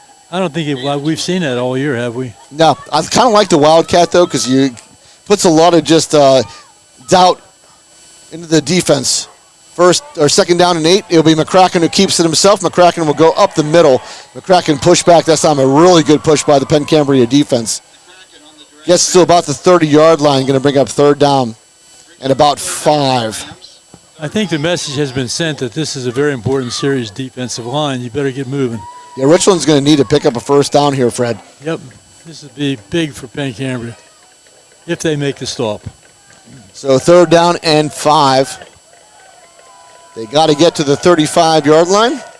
Ball spotted at the 30. Now Penna back into quarterback, into shotgun with McCracken to his right. Now is McCracken going to shift to the left. One wide receiver to the left. Penna going to throw out to the left. Has Yarnick. Oh, and the ball is knocked away. Yarnick had the first down. I don't think. They're going to call that. I don't think he had the ball. I'm surprised they called that a completion. They're bringing it back. Yeah, that should be an incomplete pass. No, I think they're going to give Penn Cambria the ball. Yeah, they did. They rolled an interception. I mean, a fumble. Yeah, I'm not sure about that, PJ. It looks like Yarnick turned. No, he didn't make a football move upfield. He never had control of the ball. Well, you were right there, PJ. I trust your judgment. That's a big, big break, well, obviously, for Penn Cambria. My goodness. All right, so 1st down and 10. Throw it out to Gavin Harold. Brought down at about the 35-yard line of Richland. I took a good, hard look at that pass. It's very close to being a backward pass. Yep. So if that pass is ever incomplete, our guys should know to jump on it as quick as they can, because you never know what the officials are going to call it. I think it was forward. It was just very close to being backward. All right, 2nd down and 3 after the 7-yard pickup. So a big play called on an intercept or on a fumble. I'm not really sure if that was. I think it was more of an incomplete pass. Zach Grove off to the left side. Now Grove turns the corner, goes over the 20-yard line. So I think Penn Cambria, they're good enough to know. They are 7-0. Well, they are. I think they're good enough to know now that it's now or this is the time. This is what you got to do, right? This is the time right now, because if they score now, it's only 1-score game. Of course, that missed extra point is huge, Ed, like you said. Yeah, those special teams plays can be really, really big. Ball at the 17-yard line, 1st down and 10, Penn Cambria. It is going to be Harold who will keep it himself, go over the left side, and Harold pushes towards the end zone. And we'll see. I don't know if they don't see it. Now he's going to go. They're going to give him the touchdown. So Garrett Harrell will find the end zone. So off the Austin Yarnick fumble, Penn Cambria takes it into the Richland end zone. Let's call it the alleged fumble. It was a very delayed call. Yeah, it was a huge delayed call. I was watching that from here, PJ. But they'll call it Garrett Harrell into the end zone. I think Penn Cambria are going to go for 2. They almost have to, don't they? Yeah, down 21-12. I'm sure they've worked on some 2-point plays all year. They maybe have not had to use them. Which we hope Richland did over the course of the week as well. So it'll be a 2-point conversion try here for Penn Cambria. Harold into the gun. Harold getting some heavy pressure. Harold's going to go down. It'll be a failed 2-point conversion. Richland came heavy. So Richland still leads here 21-12 with 9:45 remaining in the second quarter. Our defensive line is totally manhandling their offense. Yeah, but Richland needs to really, need to keep the foot on the pedal on offense, Freddie. Cannot afford to not score as far as I'm concerned. They need to get every possession, go down the field, and score. They've shown the ability to be able to score quickly. They have to. So we have to keep pace. But those extra points are going to turn out to be pretty big. Special teams plays are always huge. Extra points, 2-point conversions always come back to haunt. Block punt. How about block punts? Right, and block How about block punts? So right now puts us at really still a 2-score game at a 9-point differential. So 3 plays, 41 yards in 52 seconds for Penn Cambria off of the fumble by Austin Yarnick. That big play on the 2-point conversion it almost puts a little bit of a damper on the situation. You were all excited. Now you're thinking, oh, crap. Yeah, the good thing about Richland, and I'm sure, PJ, you will agree, Richland's not going to panic at all. No mistakes are going to happen. They've overcome a lot this year so far, really, especially so far early. They're not going to worry about this. You don't panic with winning by 9 points right now. You stay the pace, you keep your game plan, because there's nothing to throw you off. That was a boggle play, a very misfortunate accident, but it wasn't it wasn't a team mistake. It wasn't a breakdown. So no, we're in a great shape still. Yeah, I would totally agree. All right, so it'll be number 86 for Penn Cambria to kick it away. 21-12 is your score with 9:45 remaining in the second quarter. Gabe Irving will be your kicker. Left-footed kicker. Going to put this one to the left side. Picked up at the 20-yard line from Austin Yarnick. Austin Yarnick over the 35 before he's brought down. So they give him about the 35-yard line. Freddie Richland will take over 1st and 10. He's playing with a lot of confidence. He's just a sophomore, and early in the year he didn't have that varsity experience, but now, week after week after week, I think he suddenly realizes, hey, I am a varsity football player. I'm not a sophomore anymore. I'm a junior. I'm a senior. I'm whatever I am, but I'm not a sophomore. All right, Bedford up 6-0 midway through the second quarter on Central. And that's at Central. So Bedford winning 6-0. 1st and 10, Richland. There was a freeze. Didn't work. Penna with McCracken to his right. 1st and 10, Richland. Leading here 21-6 with 9:38 remaining in the second quarter. Penna back to throw. Penna looking to his left, throws it deep, looking for Austin Yarnick just off of the outstretched arms, maybe just a little too far thrown, Freddie. He was trying to make up for that last play, the last series, Carter McDermott was in coverage for Penn Cambria. Yarnick did have a step, but it was thrown about 3 yards too long. He tried to freeze, didn't work, went deep, trying to make up for that last fumble, which was not an alleged fumble. You got to mix that pass game still, though, Fred. Though keep the running game positive. Oh, I totally agree, PJ. It's good to keep them honest. You don't want them just to clog the line of scrimmage and look for the runs. You got to take those shots down the field. 2nd down and 10, Richland. Penna back to throw, little screen play. Evan McCracken over the 40-yard line, the 50, the 45, the 40, just shy of the 35-yard line. Big screen pass by Richland, which was very, very big last week against Bedford. 2 screen plays. Ran for 2 touchdowns by Evan McCracken. They run that so well, it's unbelievable in my opinion. For a high school team to be able to run the screen like that is pretty tremendous. 27-yard screen play brings up 1st down into Penn Cambria territory at about the 38-yard line. 1st and 10, Richland.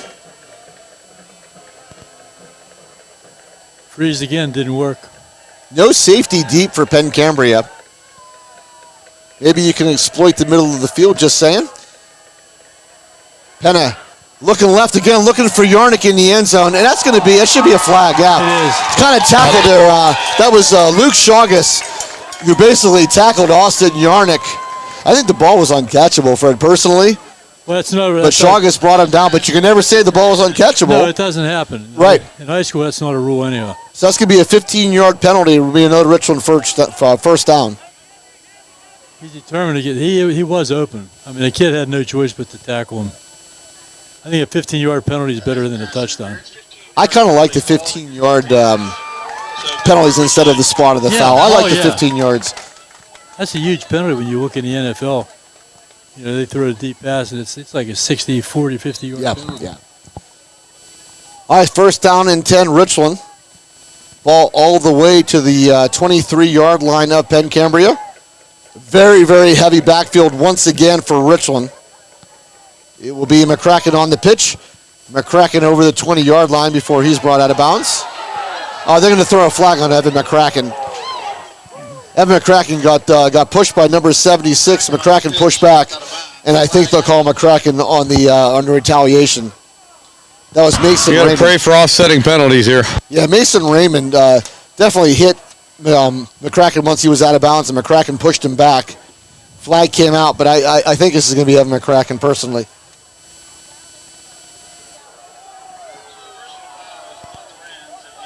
Yeah, that's what they're going to call. Could have gone both ways. Got the retaliation on McCracken. It's always the second guy, though, isn't it? Yeah, it's always the second guy, right? It's kind of like the unwritten rule. It's always the second guy. You got to keep your wits about you. I mean, Raymond definitely hit McCracken when he was well out of bounds. And then McCracken shoved back, and he's the one that gets the call. So the ball all the way back to the 35-yard line at Penn Cambria. They have to get to the, looks like the 16-yard line. So 1st down and long for the Rams. 9:07 remaining here in the second quarter. Richland leading 21-12. Why is the Don worker where it is? Jordan Nichols will be in the backfield now with Penna. And it will be Jordan Nichols out to the right side. Nichols puts the arm out, gets over the 30-yard line, flag out in the backfield. It may be a hold on Richland. Wow, that's a killer. Yeah, so Richland maybe two huge penalties on this drive. I like Jordan Nichols as a backup runner. He's a hard runner. He's a nice slasher, we like to call him. Yeah, I like that too. I like him in the backfield. Great athlete. And there's the hold Richland. We knew that was coming, Freddie, where it was thrown. This is the same officiating crew we had last week. It is. Exactly the same. crew. Yep, exactly the same crew we had last week. You know these guys. Couple different hat colors, that's all. Yeah, Brian Schmidt, I know, is one of the guys on this field. I want to say hi to Jack Daly and Janice Daly, who are listening. I hope you're listening. As you told John, make sure I say hi to you. I've said hi to you for the last 3 or 4 weeks. So hi, Janice. Hi, Jack. Glad you're with us. All right, so second should be first down. They're going to call it second down? I thought it was first down still. Second down, very long, Richland. Penna throws it out to Yarnick.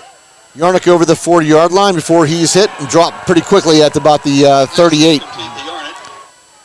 Well, that first down counted because it was a dead ball fall, so that made it second down. So they have to get all the way to the 16-yard line. They're at the 38. So long way to go. Third down and 24. I'd say we're definitely not punting. It's two-down territory. Oh, absolutely. Richard's got to get a big chunk here. Leading here 21-12. Still 8:14 and counting here in the second quarter. Richland will get the ball after the half. McCracken hands off, or that was Penna handing off to McCracken. McCracken gets close to the 35-yard line before he's pushed back. Going to bring up a fourth down and very long. Maybe it isn't two-down territory. This is about where they started every time we've kicked off anyway. So to me, why would you go for it? This is where Penn Cambria has basically started every possession. You're right, Ed. Thus kicking the ball to them. So why not go to try to pick up some positive yards? To me, it would make no difference. Well, the first thing might be the freeze. See if that works or not. Pick up 5 more. Empty backfield here for Penna. Fourth down, 21.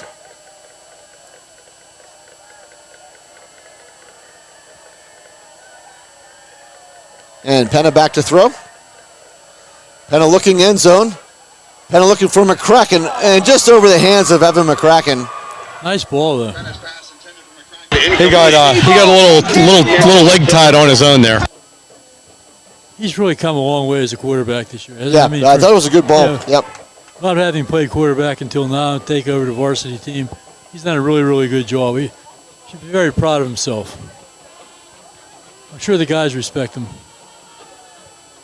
It's an important stop here, boys. Yeah, big possession here. 7:08 remaining in the second quarter. Richland here 21-12. Penn Cambria takes over on downs at their own 36-yard line.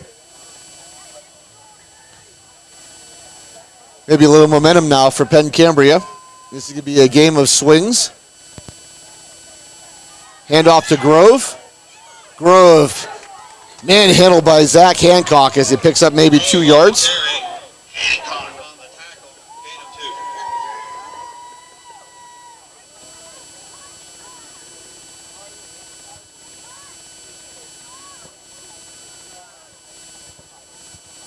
What are you checking out there, Edward? Just everything, Freddie. Everything. You're in contact with the world. Second down and 8, Penn Cambria. Down to 6:35 and counting here in the second quarter. Back to throw, Harold. Throws over the middle. Wow. Shake and bake. Luke Vitale will bring the man down, but not before he picks up a first down just shy of the 50 at about the 49-yard line. Pass completed to Gavin. Harold. There you go. I keep wanting to say Grove, but that's the running back. He's still throwing under a lot of duress. He doesn't get a clean throw ever, I don't think. There's always somebody in his face. All right, first down and 10.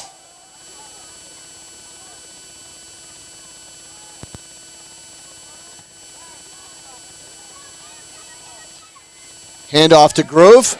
And Grove brought down as he crosses the 50-yard line. Short pickup, Freddie, of about 2-yard line to about the 49 in the Richland territory. Clock down to 5:45 and counting. They would love to be able to hold the ball as long as they could. if they could score with 2 seconds left in the half, they'd be very, very excited. I don't think that's going to happen, but I think that would be what their desire. That would be their desire right now.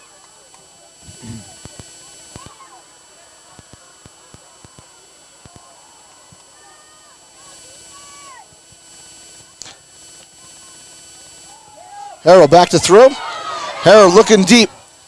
Harold, pass complete to about the 15-yard line. Good pass by Harold. Good reception there by number 12, Gavin Harold. So Harold to Harold picks up big yardage.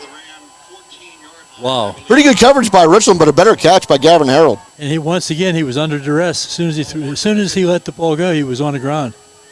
So he does have some courage. He's not afraid to stand in there. 1st and 10. This is going to be, trying to catch a number, as number 9 for Penn Cambria. That is Carter McDermott. McDermott will get over the 10-yard line to about the 6, it looks like. They can get a first down before they score. Yeah, I'm going to make a 2nd down and 2. Your score here, Richland leading 21-12. So Harold back in the gun. Pistol formation with Grove. In motion goes Gavin Harold. Grove up the middle. Grove is going to go nowhere, Freddie. Big defensive line. Yeah, boy. yeah. Well held by the Richland line there as Grove goes nowhere. So we'll bring up 3rd down and 2. I think I already mentioned Coach Rugg's name, but I'm going to mention it again with the offensive and defensive line. He's done a tremendous job with those kids this year, so he deserves a lot of credit.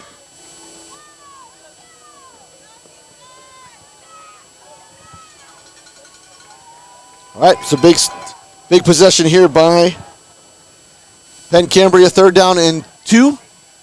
Harold keeps it himself, goes nowhere, Fred. In fact, he may have even lost a yard. They're going to have to, well, obviously. That's going to bring up 4th down and 4th down and maybe a long 3, maybe 4. I don't know if they have confidence in their kicker to kick a field goal, although 3 points right now would be yeah, it's a 9-point ball game. Exactly, Fred. Be helpful. So it's going to bring up 4th down and 5, they're going to call it. They trail, Penn Cambria trails 21-12, deep into Richland territory. They need 5 yards for a 1st down. Harold throws out to the other Harold. Harold makes a move, and Harold will have the end zone. So Gavin Harold on the little pitch out to the right side, the left side actually, makes a move and finds the end zone. There's a Richland player there to miss the tackle, Fred. That was a great gutsy play by Penn Cambria. Yeah, so they find the end zone. The only problem I see now, is that they left too much time on the clock. Yeah, 2:54 still remaining here in the second quarter. Way enough. But still a good answer by Penn Cambria. Yeah, you have to get the points. You can't say, no, we'll wait and get them later. You got to take them when you can. And now they're going to put in the place kicker. He missed the first one. First extra point was no good. This is Andrew Dillon. Build back his confidence, hopefully. Kick is up. And this one is going to be good. So Penn Cambria goes trails 21-19 now as Richland turned over the ball on the one possession and got stopped on 4 downs on the last possession. And Penn Cambria able to capitalize. That one was a big 4th down and 5 from the 10-yard line.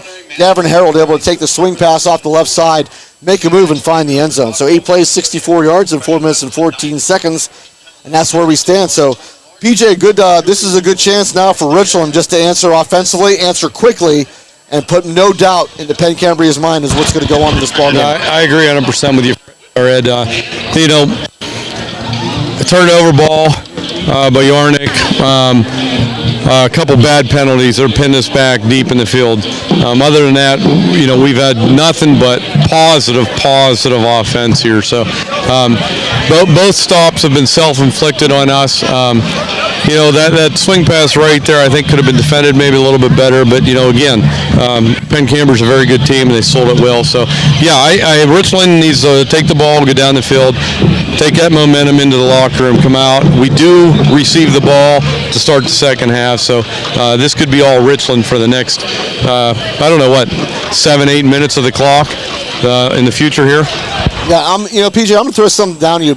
Richland seemed to do very good putting the ball basically on the ground, just running ground and pound. Last couple of drives, we decided we're going to go to the air. I think we go back to the ground and pound until Penn Cambria can stop. I think you have to do that. But we've had Yarnick's had steps on him. They're keying in on Yarnick. Ryan was wide open on a few plays, and then also Bach. So, I agree with you somewhat, but I think we still got to keep that air game going. We don't have a lot of time either. 2:54. Kick away. Picked up, I think that is Austin Yarnick over the 35-yard line before he's brought down. So Richland will take over 1st and 10. They lead here 21-19 with 2:47 remaining in the second quarter. We still have 3 timeouts left, so we can run the ball. You're right. We can run the ball and still use the clock. But a touchdown right now would be a killer for Penn Cambria. Yeah, I think Richland needs to go ahead and put those points back on the board. Got stopped on the last 2 drives. One was deemed a fumble by Austin Yarnick, which maybe a little questionable. And the other one, a couple of big penalties called on Richland. Put him into a 4th and very long, Fred, which they tried to convert and did not. So Penn Cambria took on downs. But, you got to give kudos to Penn Cambria. They took the ball, went down the field, and scored each time. This is McCracken now. McCracken picks his way close to the 40-yard line to about the 39. So good pickup on 1st down. As we said earlier, they are 7-0. It's not like they're right. They're a good football team. This is going to be a battle, I think. There's going to be momentum swings in this game. Penn Cambria on the big momentum right now. Richland needs to go ahead and take that momentum back on this drive. 2nd down and 4. There was a freeze again, buddy. They've been trying a lot of freezes, so you got to give Penn Cambria credit there. They're pretty disciplined. And Richland, they fell for it one time. Right, and Richland will get the ball when we start the second half. So this is a big drive potentially for the Rams. It will be Penna who keeps it himself. Penna has the 1st down and more as he gets over the 50-yard line and takes it to about the 46-yard line of Penn Cambria. 1st down, Richland.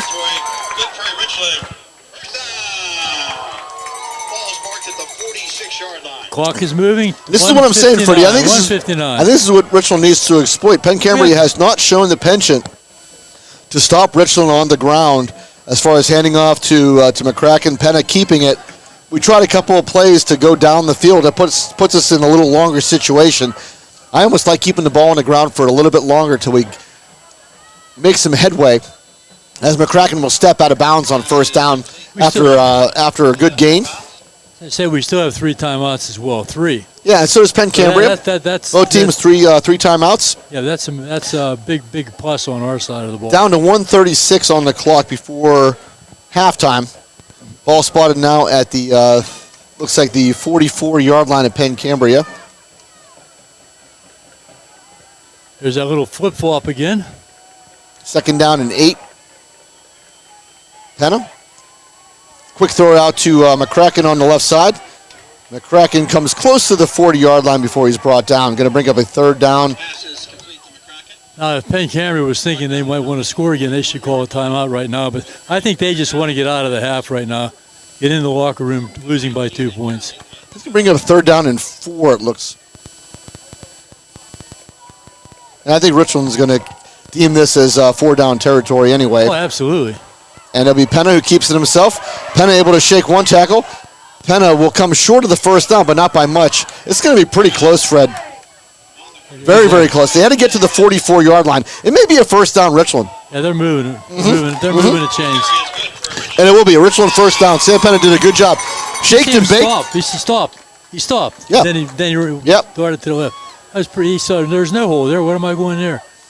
Put the brakes on and then run to the left. Clock running at 47 seconds.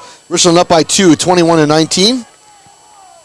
Penna back to throw. Penna finds McCracken on the left side. McCracken pushed out of bounds as he got over the 35-yard line. Fans wanted a penalty, but I don't think there was one there. That was just a good play by Penn Cambria. He got hit really hard, but that's the name. That's fine. He was still in bounds, right? I have no problem with that. He's a tough kid too. He's not, he's not fragile. He's tough. All right, they're giving the 36-yard line, so really gets back to the line of scrimmage. We still have 3 timeouts left. 2nd down and 10. This is where maybe I would think about taking a shot at the end zone.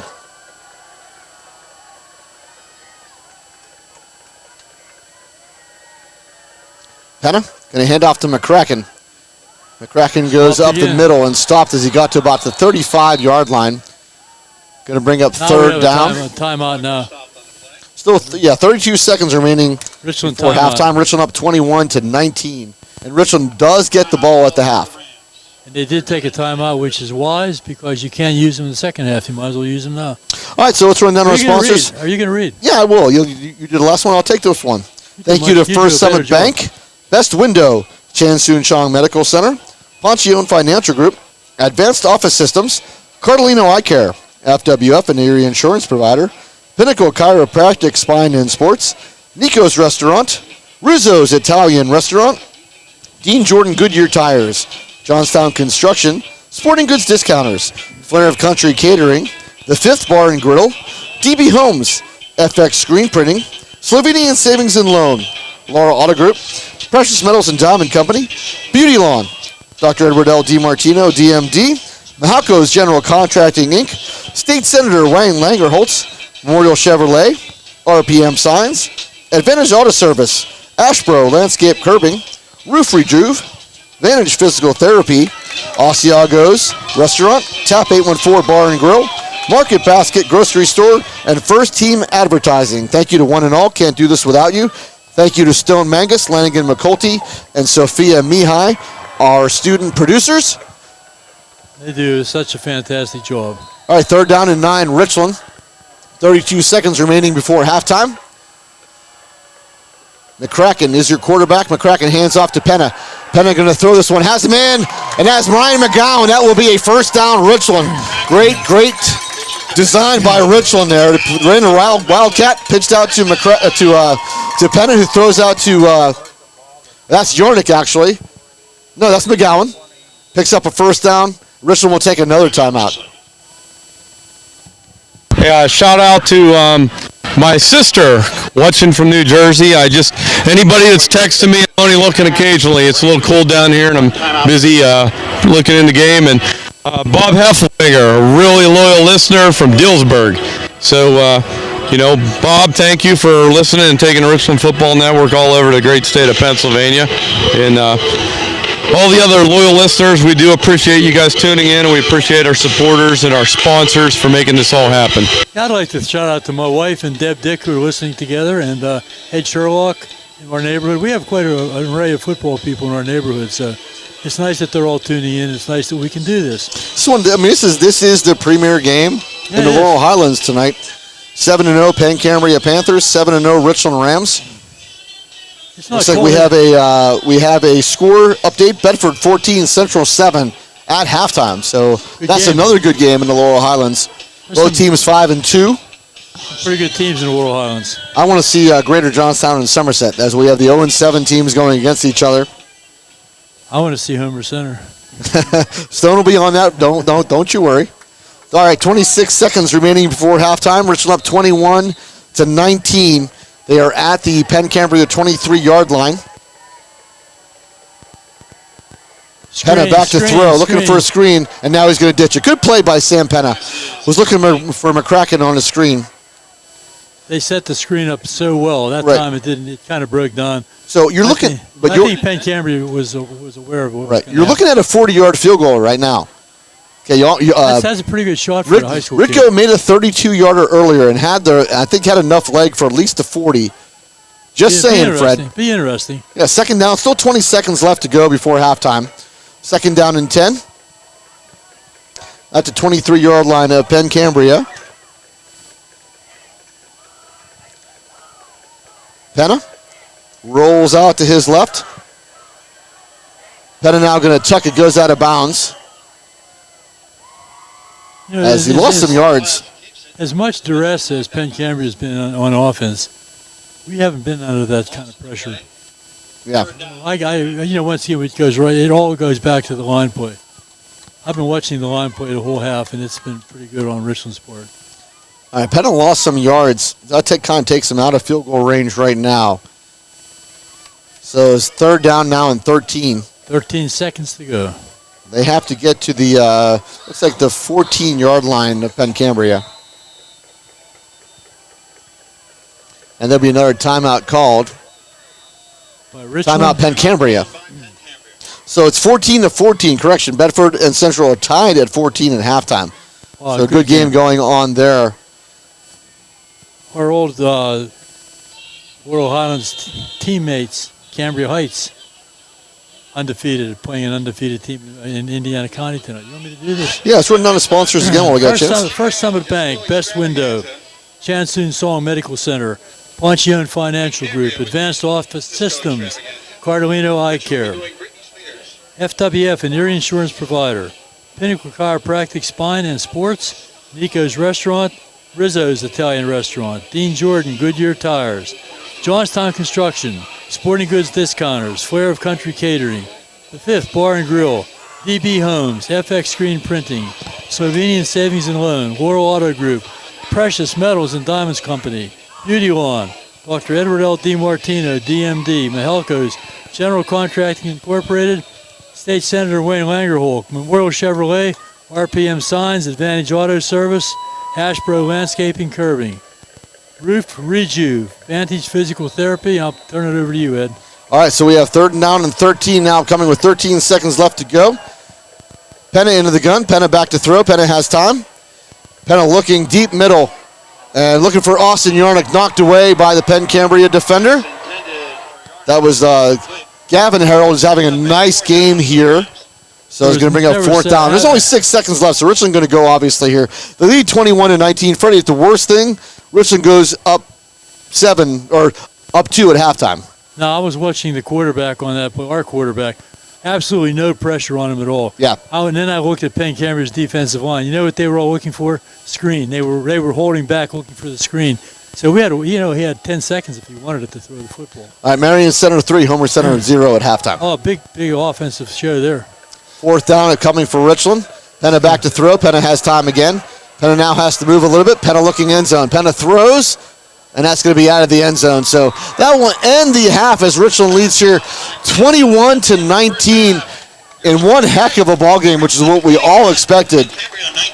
As Richland went up 21-6 early, Fred, and Penn Cambria able to answer on a couple of maybe missteps by Richland, and Austin Yarnick turnover, which may be a questionable turnover, and then a turnover on downs, and Penn Cambria able to convert each time, and they trail here 21-19. Well, we were all over them early, and leading by 2 touchdowns. Everybody was kind of. I never relaxed. I know you never relaxed because they are a good team. They're 7-0, and it's a good football game, good high school football game. I didn't finish the. You go ahead, finish them up. I need to give Asiago's Restaurant, Tap 814 Bar and Grill, the Market Basket Grocery Store, and First Team Advertising. And as I was reading through these, we got the Dean Jordan Goodyear Tires. Made me think of our chain crew, Dave Maher from the Goodyear store. Yep. Tim Koshy's brother, Don. There's a crew, Keith Saylor, Marty Ritchie. Those guys, Bruce Allison back in the day, those guys have been running the chains here for almost 30 years. I was just thinking I went to the Fifth Bar and Grill, who's one of our sponsors for a little bit of pregame, and thank you to the Fifth Bar and Grill. And ran into a couple of friends there. So that was always nice, and great place to go, and great sponsors, great having them with us. Sure is. As we have 34 local sponsors, which is just fantastic, Freddie, for this kind of thing. We can't do this without them. We want to thank them for sure. Anybody who wants to get on board for the playoffs, we're welcoming more. If you want to be on board, you just get a hold of PJ McGowan, and we'll give you all the details. So we're going to get ahead and step aside as Richland leads here 21-19 at halftime as Penn Cambria's band is just taking the field. You are listening to the Richland Ram Football Network.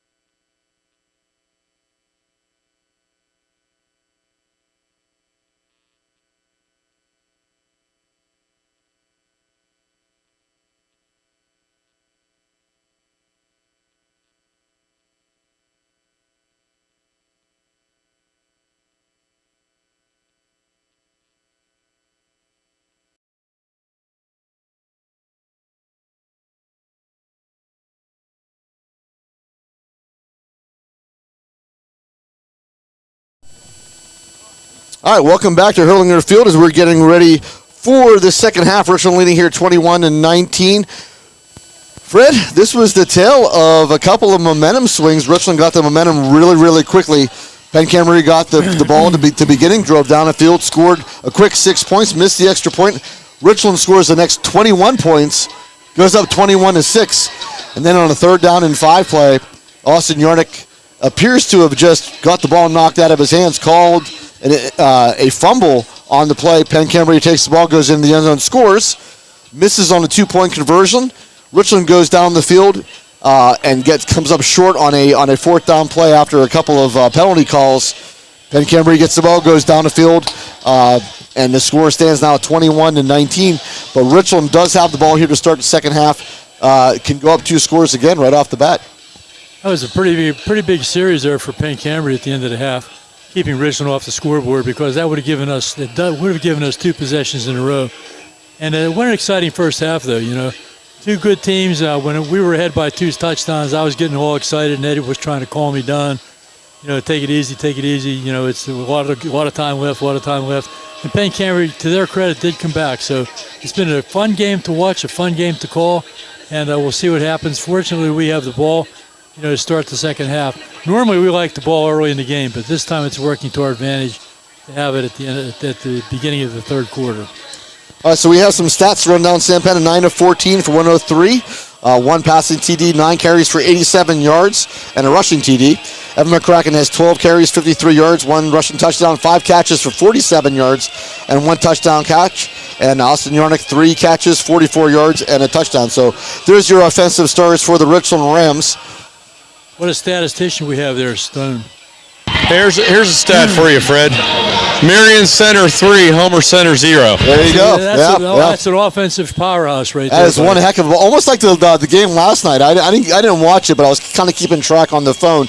That game last night, the NFL was kind of the same thing. The last 2 Thursdays have been terrible. They've been horrible football games. Last Thursday there was no touchdown. There were no touchdowns scored. Yep. Hey, while I'm thinking about it too, I want to give a good shout out to my friend Deb and all the people in Delaware who are listening to the broadcast tonight. They're big Richland fans. They're fans of the Penn brothers, and I was glad to hear from them and welcome them to tonight's broadcast. Hey, we got to squeeze one in there for one of your past players, Fred. Brian Spongy Brett they're all tuned in out in Michigan, getting ready for a big Penn State game tomorrow. Oh, hey, Sponge, how you doing, bud?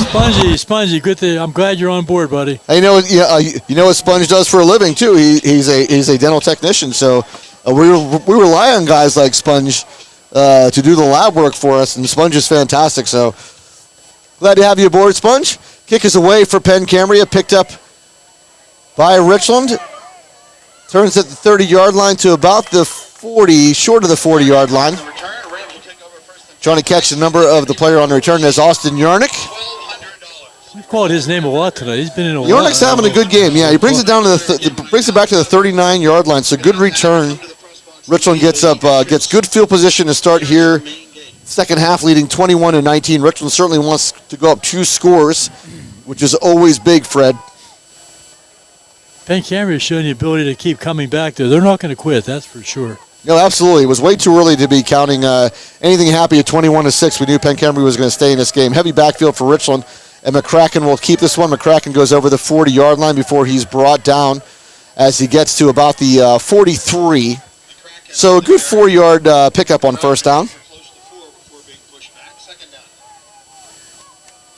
Yeah, he had some good yardage, and he got pushed back about 4 yards. There's a lot of hard hitting going on out there. Yeah, a lot of white shirts around there. 2nd and 6 for Richland. 11:27 remaining here in the third quarter. Just underway to start the second half. Again, Richland leading 21-19 over the Penn Cambria Panthers. Both teams 7-0 coming into this ball game. Once again, heavy backfield here for Richland. And it will be McCracken who follows the lead block of Jordan Nichols. He stepped up for that role, being a lead blocker and getting the ball occasionally. Done a great job filling in for Lewis, who was hurt very early in the season. Yeah, big loss. That was a major loss. Yeah. So Richland has about a third and about, looks like a long one, Fred, coming up. big play early in the half, big play already. Yeah, something Richland needs to convert. They're up by 2, 21-19.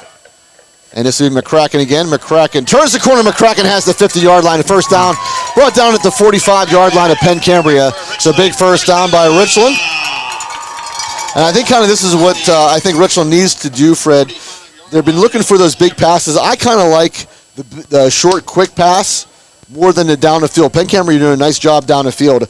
What's been open is the short, quick pass, the screen pass, and yards on the ground. So I think Richland wants to keep that up. Those short passes pull guys out of the box and do so much more and could open up that long pass. Yeah, I totally agree, PJ. I think we maybe gone a little bit too much to the long pass, and that's latter half of the second quarter. That's when McCracken's at his best, when he has the ball with a lot of space around him. All right, Penn back to throw on 1st and 10. Going to keep it himself, and he will pick up about a yard as he goes out of bounds at the 44. Didn't see anything downfield, so he tucked it and ran. Good play. I think he had aspirations of more than 1 yard. It looked like he should have gotten more, and all of a sudden the lane closed and he was forced out of bounds. Right, and Sam is your starting cornerback, so again, you don't want to get him hurt. he's your quarterback, right? He's also your starting corner, so you don't want right. He's doing the smart thing, keeping himself healthy. Second down and 9. Lift for another down. 9:51 remaining here in the third quarter. Richland leading 21-19 over Penn Cambria. Again, heavy backfield by the Rams. Jordan Nichols, your lead blocker. McCracken goes off the left side. McCracken brought down as he picks up a yard.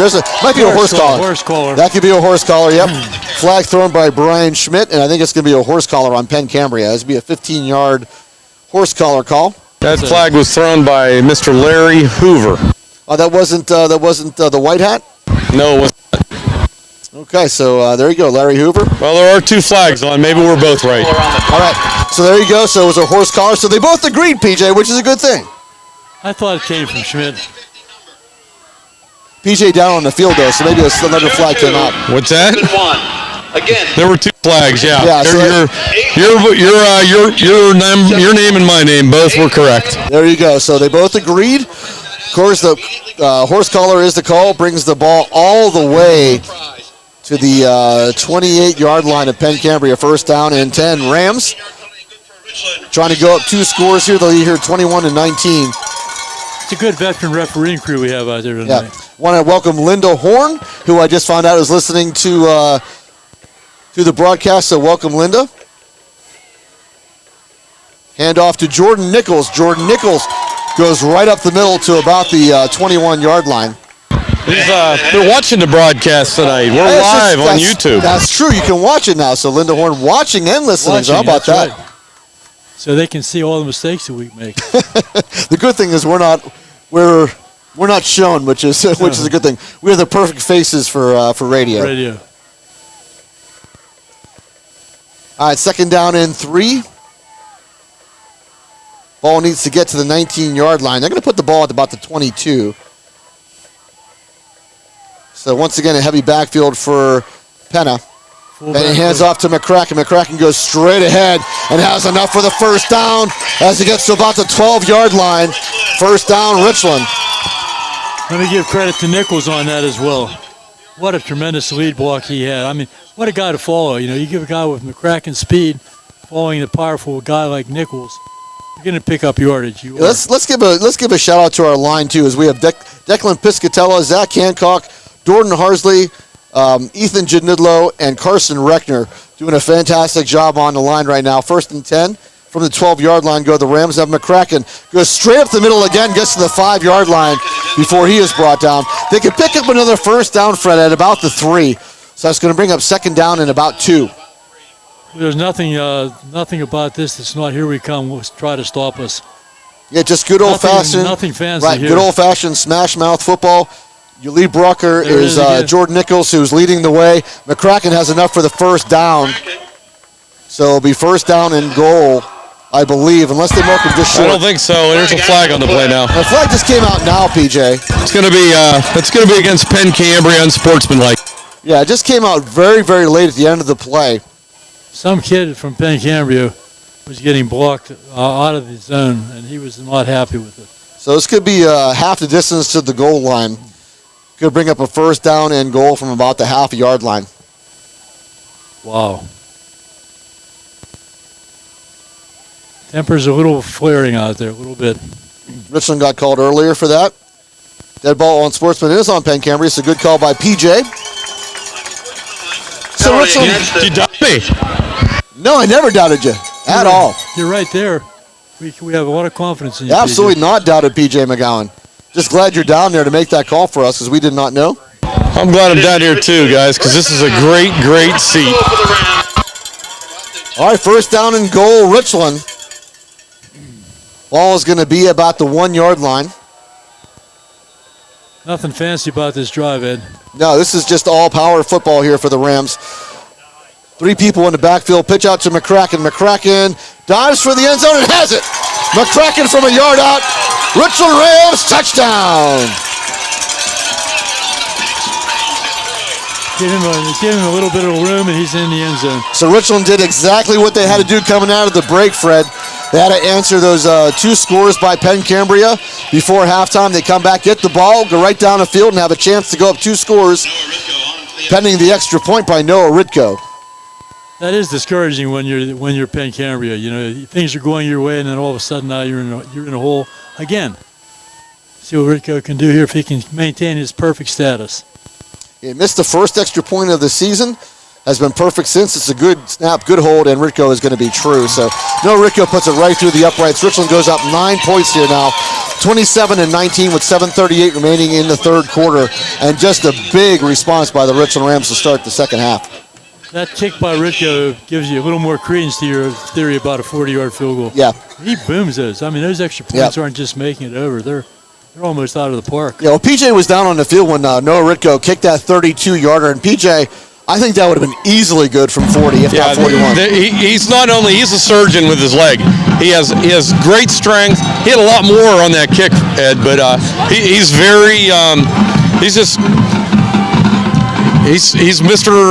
Mr. Consistent. I mean, he's just got good confidence. He doesn't get shaken well, and he's a good young man. And well, I'm glad he's for us. That's for sure. Yeah, and the big thing, PJ, too, is a snap and the hold. Seem to be always good by Richland. Really good special teams, good snap, good holds, and Ritko able just to boom it through. Yeah, without a doubt. When I got here early, I got here about 5:30 tonight, and I walked out onto the field. There were 2 guys out there, long snapper and a holder. Our long snapper, our holder, they were out there working on their technique before the team came on the field. Pretty impressive. All right, so 10 plays, 61 yards, and 4 minutes and 16 seconds was that drive by the Richland Rams. They go up 28-19 with 7:38 remaining in the third quarter. Hey, I noticed down here in the field, I was able to talk to Greg Lewis a little bit earlier, and I asked him where Brock Batchy was. I believe Brock Batchy might have had surgery this week on his ligament damage in his knee. So, Brock, I'm hoping and I'm guessing you're probably at home listening. I did see your dad. We're hoping you feel better. I got some great folklore for you the next week you're here, and I'll share it with you then, buddy. How's Graydon doing? I think Graydon wants to play. He's ready to go, huh? All right, Richland will kick this away. It will go out of bounds. So the ball will be spotted at the 40-yard line. As Ritko was looking for that corner again, Freddie, this time when the ball went out of bounds. So the 40 is about where it's always been. It's kind of about where it's been, exactly. Right, 35, 36, 40-yard line. So you'd still like to see it back a little bit further, wouldn't you? Yeah, I would like to see Piscatella come in and just kind of boom one deep. Maybe we get up another score. We'll get to see that tonight. Yeah, I would totally agree. All right, so Penn Cambria will take over at their own 40-yard line. They trail here by 9. Not sure how many times the Penn Cambria has trailed this year, but they find themselves down here at Hurlinger Field. And we're certainly not over. I'm not going to get excited like I was the first half, Ed. Nope. Harold now back in the gun with Grove set to his left. It will be a fake handoff. Harold going to throw it over the middle, and it might be picked off by Richland. It is! And it's Sam Penna. Sam Penna picked it off. Huge. So a huge pickoff, exactly. Ball was bouncing around, PJ. Sam Penna stuck with it. Got the interception, so Harold picked off into Penn Cambria territory. That's not where you want to turn the ball over. If you ever want to turn it over, that's not where you want to do it. Richland will take over the ball at the Penn Cambria 32-yard line.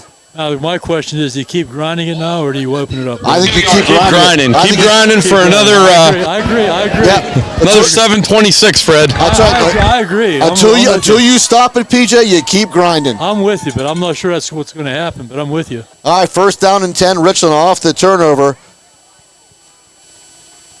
That's the second interception by Garrett Harold in this ball game. Ethan Box picked up the first one, and Sam Penna picks off that one. 2-yard gain, McCracken to the 30-yard line. Going to bring up second down and 8. We'll give number 67, Caden Logan, first contact for the Panthers. Yeah, Bjornik is the only split guy, the only wide guy in the field right now. Yeah, Richland's staying heavy in the backfield. They're keeping that lead blocker with Jordan Nichols. Evan McCracken. Bjornik is split out wide to the left. Second down and 8, clock running at 6:54 in the third quarter. Richland leading by 9, 28-19. McCracken goes in motion now to the left. Jordan Nichols bounces off to the right side, and I think he lost his footing there. And he picks up a couple to about the 28. Going to bring up third down and about 6. Put McCracken in motion, give the ball to Nichols, see what he can do. A lot of stuff can happen in this offense when you least expect it. It's all bunched up. Looks like it's a running offense, but don't be surprised if we see Yarnick trying to get deep on this guy. Yeah, Richland cannot afford, though, to throw this gift away off the interception. They need to put points on the board right here, right now. Lead by 9. And it will be McCracken. McCracken has the first down as he gets over the 20-yard line. So Evan McCracken picks up a Richland Ram first down to about the 19-yard line of Penn Cambria. Penn Cambria having a hard time stopping it. As PJ always said, most of these teams, PJ, come in, they basically have an offensive line and a defensive line. They don't switch on and off. These kids get tired. Richland just keeps pushing the pace. These guys do get worn down as it goes on. It's your receivers, your slot receivers, your tight ends, whole way down. And everybody is fresh, always in Richland shoes. All right, first down and 10, Richland from the 19-yard line of Penn Cambria. Fake handoff. Penna rolls out to his right. Penna looking down the field. Penna going to keep. Penna gets close to the 15-yard line before he's brought down. So a good positive gain to about maybe the 17-yard line, Fred. Well, he's been having a good time playing quarterback, you can tell. Pass run option. He knows when to pass. He knows when to run. He has it all figured out. It's quite an offense we have going here. All right, so Richland. Back to the full house again. Yeah, Richland at the 17-yard line, second down and 8. Penn Cambria traveled really, really well. Full stands over there on the Penn Cambria side, so kudos for them. I like to see that. They're number 1 in District 6 in 3A. We're number 1 in 2A. All right, second down and 8 for Richland. Petta going to hand off to McCracken. McCracken goes off a right tackle, brought down as he gets to about the 15-yard line. So 2-yard gain. Going to bring up third down and about 6. Now we're going to get back to that question. Maybe did we kick a field goal? And again, they're well inside of Yorston of Noah Ritko's range. So that's but a field goal will put them up 12. But I think Richland's going to want to put 6 on the board. Well, they're going to want to, but yeah. But they have 2 downs to do, is what I'm saying. So yeah, I'm not saying. Are you going to make that call? We'll see what Brandon Bailey wants to do. Down to 4:06 here in the third quarter. It's like Brady Hollis now is in the backfield, so a big heavy body in the backfield. It's going to be McCracken, I believe, off the Wildcat, gets over the 15-yard line to the 13. So it's going to bring up fourth down. Fourth down and about 4. They have to get to the 10-yard line. This is off the interception by Sam Penna. I don't see anybody coming in, so it looks like they're going to go. They're going to stay in the same formation here. Big, heavy backfield. Watch the pass, though. Evan McCracken is in at quarterback. Watch some trickery. Big shift. They have to pick up 4. McCracken goes right up the middle. I think he's got it. He's got the first down. Good call, PJ. He gets inside the 10-yard line. So about the, looks like about the 7. There's the unpredictability of Richland again, bringing everybody. That's correct. 7-yard line. bringing everybody over to the left side of the line, catching everybody off guard. Yeah, huge first down. I think we have an injured player down for Penn Cambria right now. Equipment. Oh, just an equipment issue, okay. Shoelace came untied. You got your wrench there, PJ? Yeah, duct tape fixes a lot of things, but they don't have any on the field, Fred. You should have some in your ball. Don't you always have duct tape with you? Ball bearings and mirrors. Duct tape, paper clip. You got it all figured out. All right, so first and goal from the 7-yard line. Go to Richland Rams. 2:56 and counting here in the third quarter. Richland already up by 9. Looking to add to that total. Very heavy in the backfield. Brady Hollis along with Jordan Nichols. It'll be McCracken again who will keep it himself and dives to about the 1-yard line. Maybe the half-yard line. So second down and goal. And you just keep riding this wave as far as I'm concerned, Fred. Penn Cambria has not stopped yet. You're tearing the clock apart, too. Absolutely, absolutely, PJ. There's only 2.5 minutes left in the quarter. And McCracken again will keep it, gets hit, but he will go into the end zone. Evan McCracken, a 1-yard plunge, and Richland back on the board. Discouraging for Penn Cambria. Yeah, very. It's demoralizing. You hate to say it, but it is. 2 interceptions by Garrett Harold. And this one huge here in the second half. Sam Penna picked it off. Richland took over at Penn Cambria's 32-yard line and goes in for an end zone, chews up a lot of clock.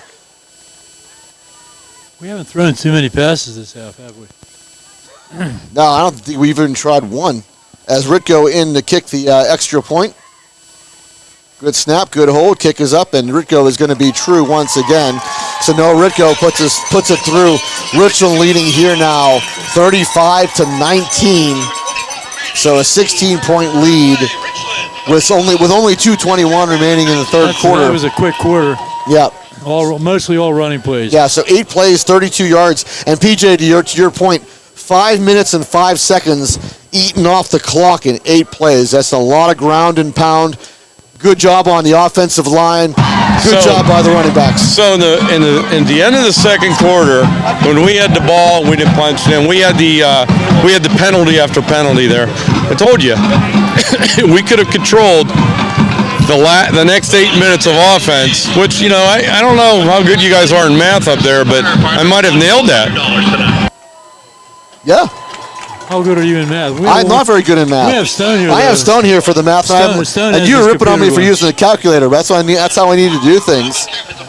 But with Stone here, I don't even need a calculator. Stone's wondering what we're talking about. I heard my voice. I was going to read the... we don't have quite time to run out of sponsors. We'll do that whenever we get a break at the end of the half where we get a timeout. We'll run down our 34 sponsors.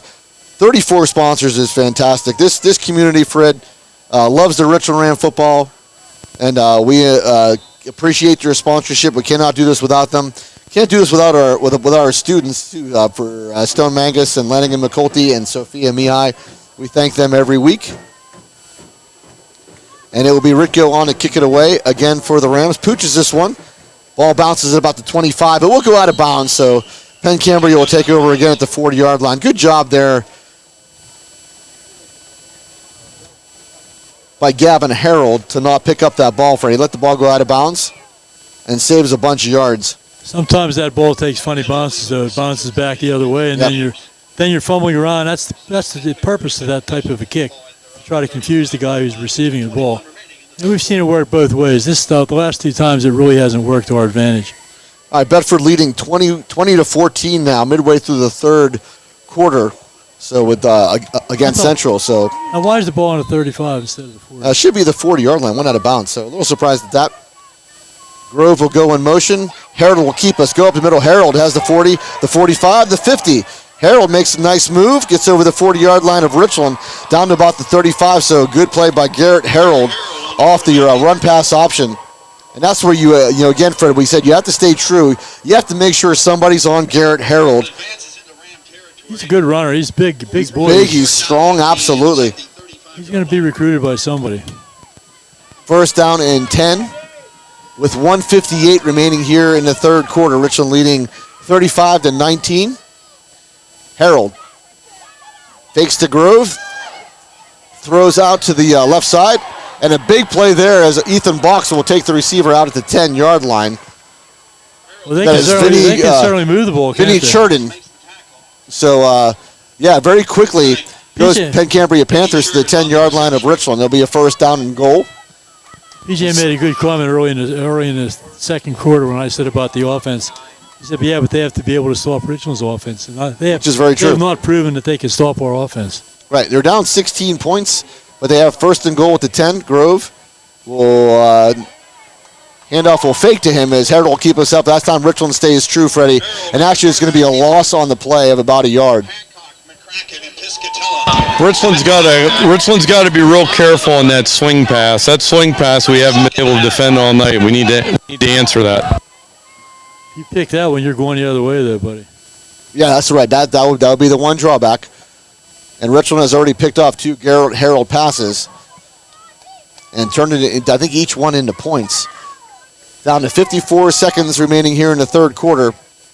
Penn Cambria trails by 16 points. They have a second and goal from the 11.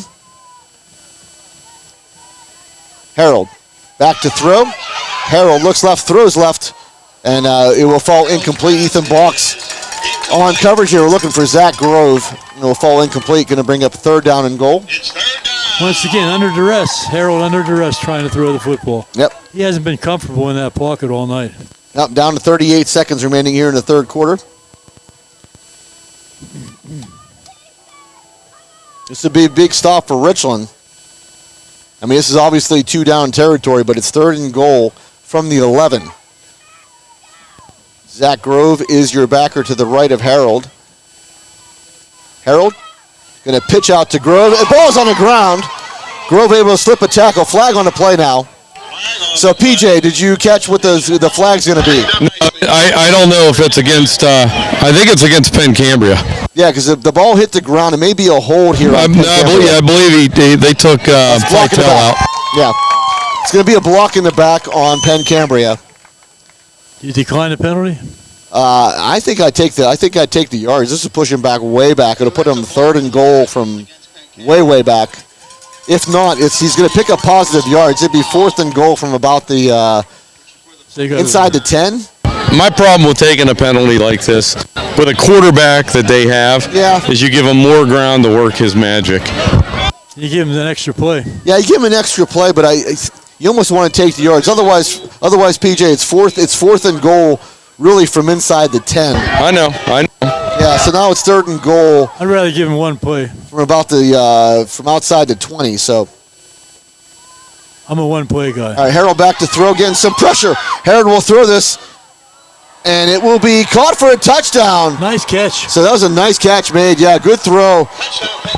So that was number 4, I believe, on the reception. That is Luke Chagas. So Garrett Harold.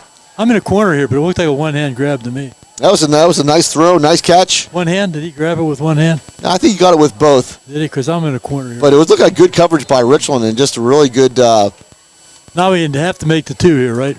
20 seconds to go in the third quarter. Yeah, 35-25 your score pending the extra point. Still 20 seconds remaining here in the third quarter. So on a third and goal from about the 21, Harold able to found Chagas. First 2-point conversion fill for Penn Cambria. They're going for the second one of the night. Harold rolls out to his right, has a man, and it will be a successful 2-point conversion. So it will be 35-27 now your score here. 12-point game. So 6 plays and 65 yards. Took 2 minutes off the clock. It's an 8-point game, buddy. Right? Oh, an 8-point game. Sorry. Excuse me. I can't do math. I told you I can't do math. PJ was right. Jeez. That was basic, simple math there.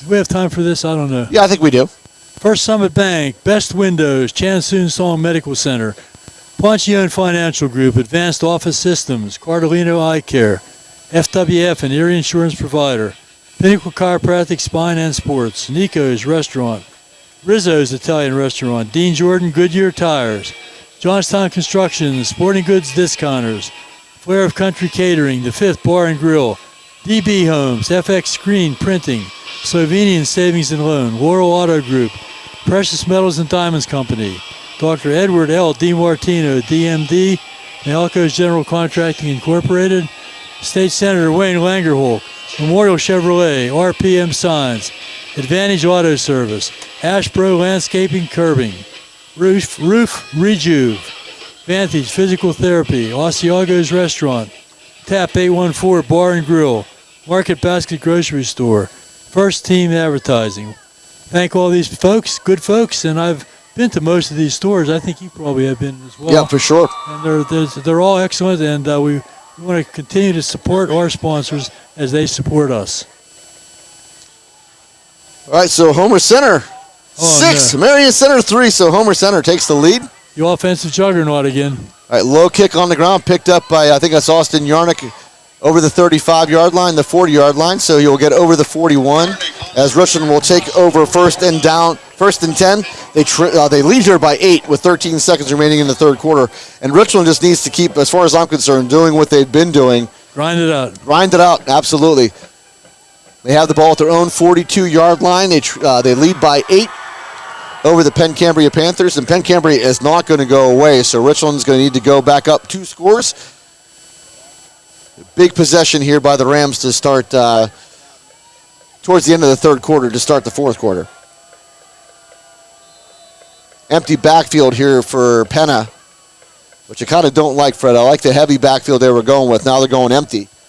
He can still run the ball, obviously. Quarterback draw. We in a mood for a quarterback draw. We haven't. Yep, and that's what it is. Penn will go up the middle, and Penn will get over the 45-yard line.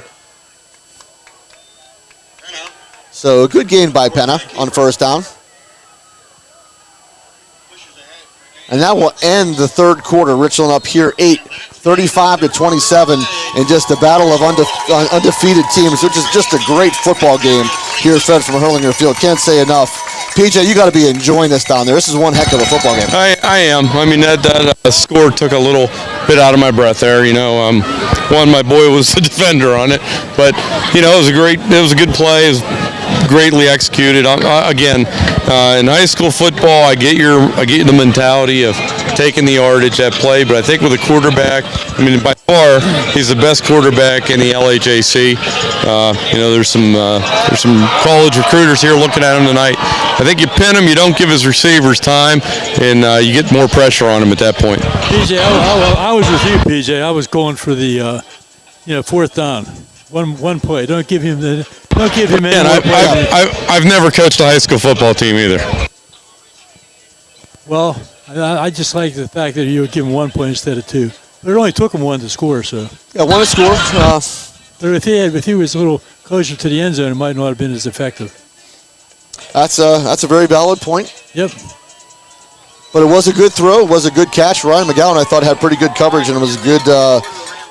I thought a good adjustment made by the wide receiver, Chagas, to make the catch. Second down and 5.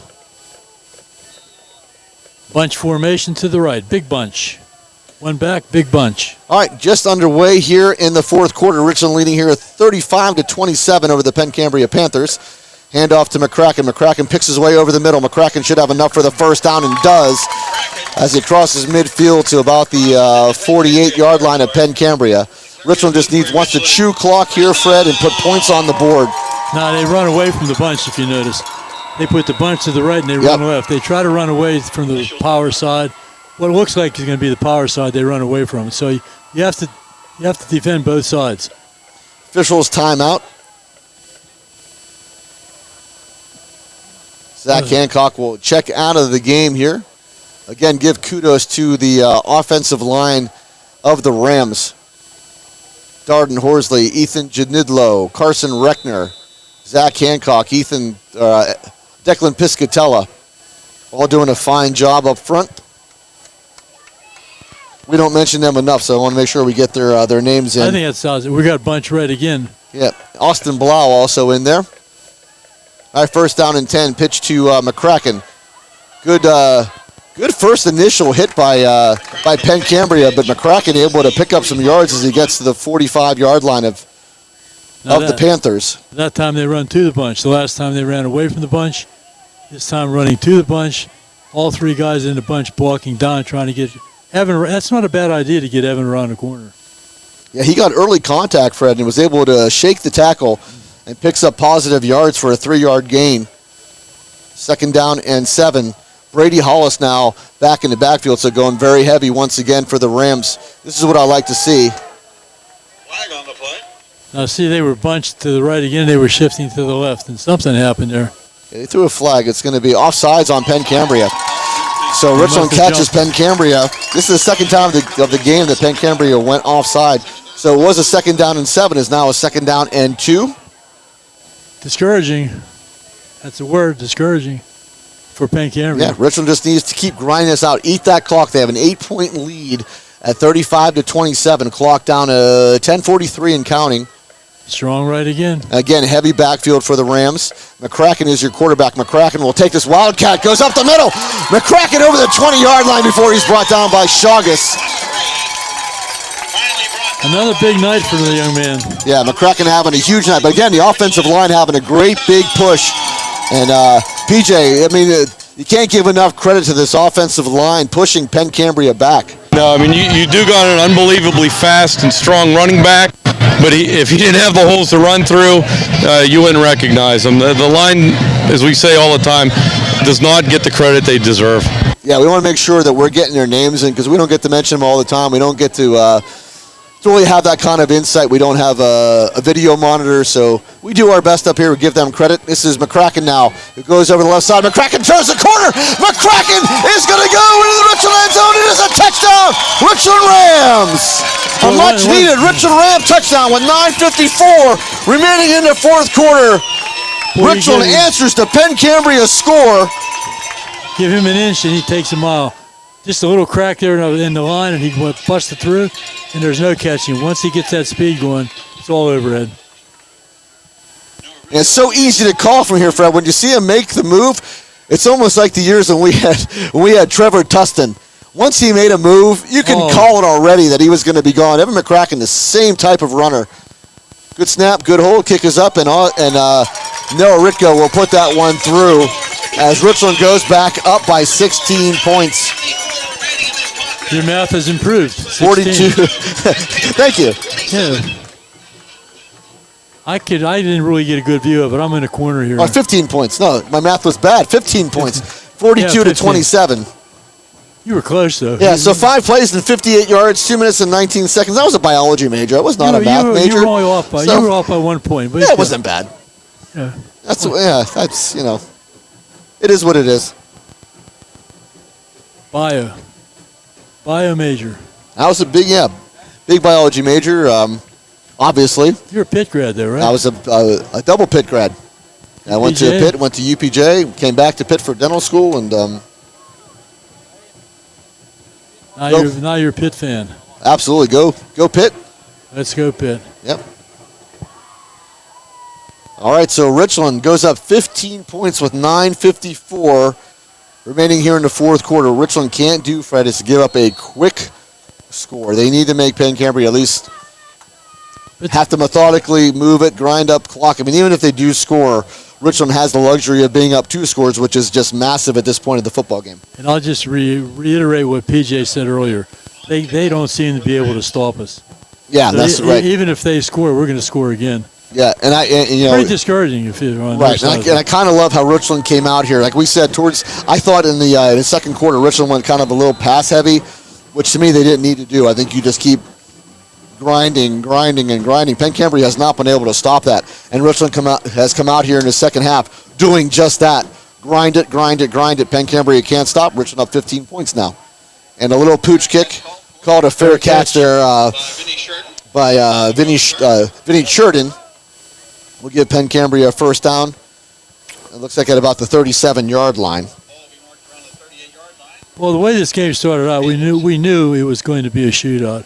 They scored right away. We got the ball, scored right away, and we just thought, wow, this is going to be a shootout. But there it is, 42-27, and still a lot of the 4th quarter to play. There's still a lot of time left in this game, so we can't get ahead of ourselves. Penn Cambria has shown. I mean, it only took them 2 minutes. Their last drive to go down the field and score. Garrett Hill, we know, has a big arm. They're going to try to air this out, I would imagine, at this point of the game. They're going to put Gavin Harold in motion. Harold back to throw now. We'll throw out to Gavin Harold on that little swing pass. Taken out of bounds by Evan McCracken. Short of the 50-yard line to about the, actually short of the 45 to about the 43. That's why you can't totally commit to that ball, like Fred said, would it be a pick six, especially with McCracken? Yeah, but if McCracken misses that ball's going the other way, too. All right, Somerset up 14-0 on Johnstown in the battle of the winless teams there. So Somerset looking to get to 1-7 on the year. This is Churton on the little pass, and Churton will go down as he got to about the 46-yard line. Going to bring up third down, Fred, and about 2. They can't afford to take too much time to score here either. I picked up 2 of my own statisticians down here, guys, Nixon and Brooklyn. Oh, nice! They're throwing some numbers my way now, so extra help. All right. Maybe we'll get them on here in a little bit. 3rd and 2. It will be Grove who will try the right side. Grove maybe pick up a first down here, Fred. It's going to be close. Well, obviously they're going to go for it. It may be enough for the first. It's they got to get to the 49-yard line. It'll be a first down for Penn Cambria as Grove just picks up enough for the first down.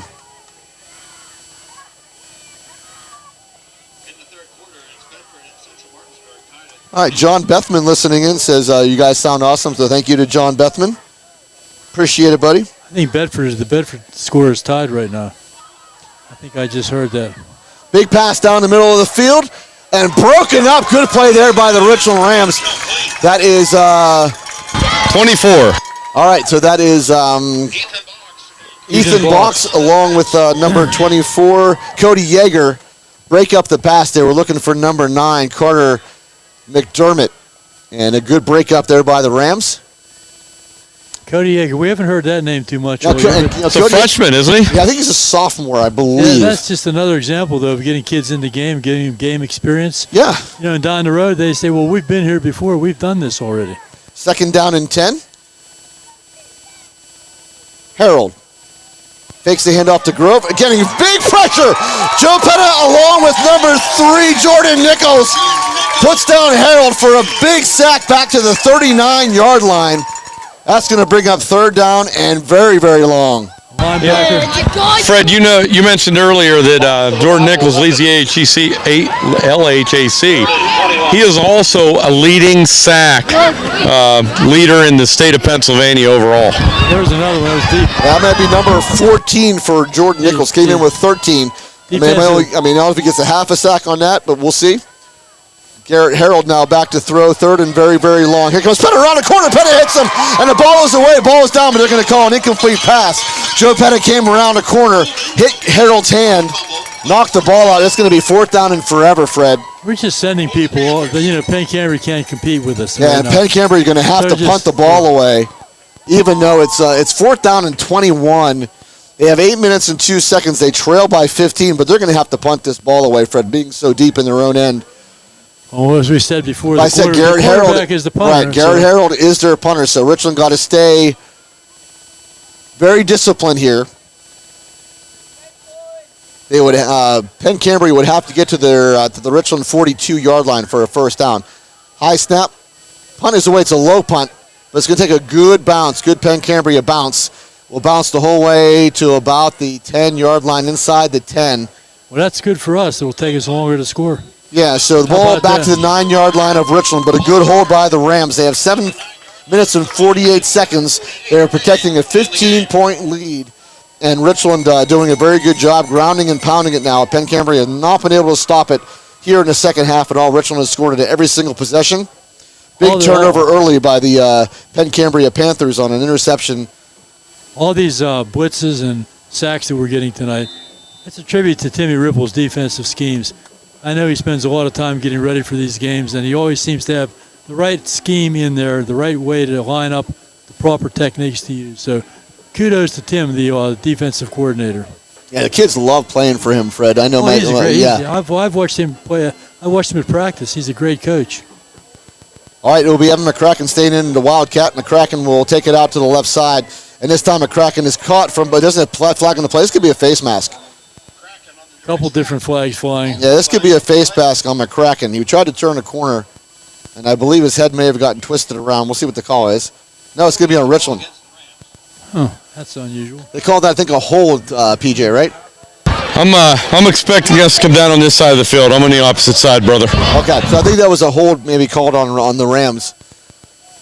Are you down by the hot dog stand, PJ? Oh, I'm on the 30-yard line towards. I see him now. They'll be down here to see me in a few minutes. Yeah, you got to put Brooklyn and Nixon on here in a little bit. I'll get them to make the next call for me. We'll get their take on the game. All right, Penn Cambria will decline the penalty, I believe. It'll be going to be 2nd down and 12. As Penn back in at quarterback. Down to 7:28 and counting here in the fourth quarter. Richland leading by 15, 42-27. Penn now going to keep it himself. Penn will be brought down for a very short gain, if at all. 7:15 to go, though. That's it. 7:14, 7:13. Yeah, I'd like to see Richland, though, get some yards here, Fred. Oh, yeah, I mean, they're backed up pretty good here and have really not moved anywhere. In fact, have gone backwards by 2 yards. So big 3rd down and 12 now upcoming. Very, very much spread offense this time. Does Richland take a shot here? They got 3 receivers split wide to their right. 1 safety back deep for Penn Cambria. Back to the Wildcat with McCracken as your quarterback. They'll put Penn in motion. And it will be Penn who will take the sort of the direct snap as he came across, and that's going to just eat some clock, and the Richland going to have to punt here. Something goofy happened there. Coach Bailey is not very happy with what happened. I'm not sure what the problem was. They put Penn in motion. It was almost like a direct snap to Sam Penn, and Penn Cambria stayed true and took down Penn after maybe a gain of a yard. So looks like McCracken going to be punting it away. Janidlo did get injured last week. He is normally their punter, and they're going to put Evan McCracken back to punt, even though Janidlo is playing in this football game. Good snap. And McCracken puts a high punt, short punt, but high. Bounces shy of the 40, will roll to the 45-yard line. Comes back to about the 44. Penn Cambria will take over in good position at the Richland 44-yard line. They'll put it at the 45, so. But down to 5:46, and Penn Cambria trails here by 15, so tall task for Penn Cambria. 15? Yeah, it's 15. I'm positive. Okay. Well, it's not over though. We have to maintain our composure here. I just can't imagine how much pressure they're putting on Harold. He hasn't seen that all year, I'm sure. Not this sustained anyway. All right, 1st down and 10. Harold in the gun with Grove to his right. Harold going to hand off to Grove. Grove hit immediately by Zach Hancock, but bounces it off another tackle, able to pick up 1st down yardage.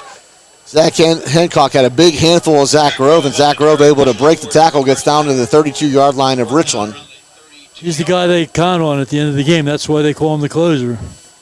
But unfortunately, they're not closing this one out. They're trying to climb back in. And it will be Grove again.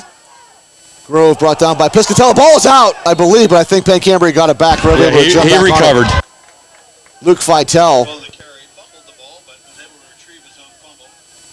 So the ball to the Richland, looks like about the 25-yard line.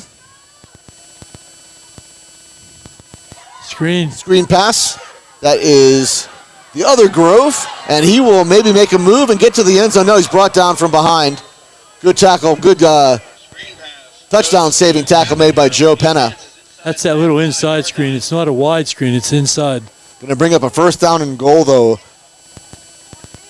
That's a hard play to defend. At about the 2-yard line. So 1st down and goal, Penn Cambria. Still with 4:40 remaining in the fourth quarter. Hand off to Grove. Grove will go up the middle and have a touchdown. So Grove goes in for the touchdown. 4:35 remaining in the fourth quarter. So good answer by Penn Cambria. Not a onside kick. That's the next question. Still a lot of time left on the clock there for an onside kick. We can't stop him.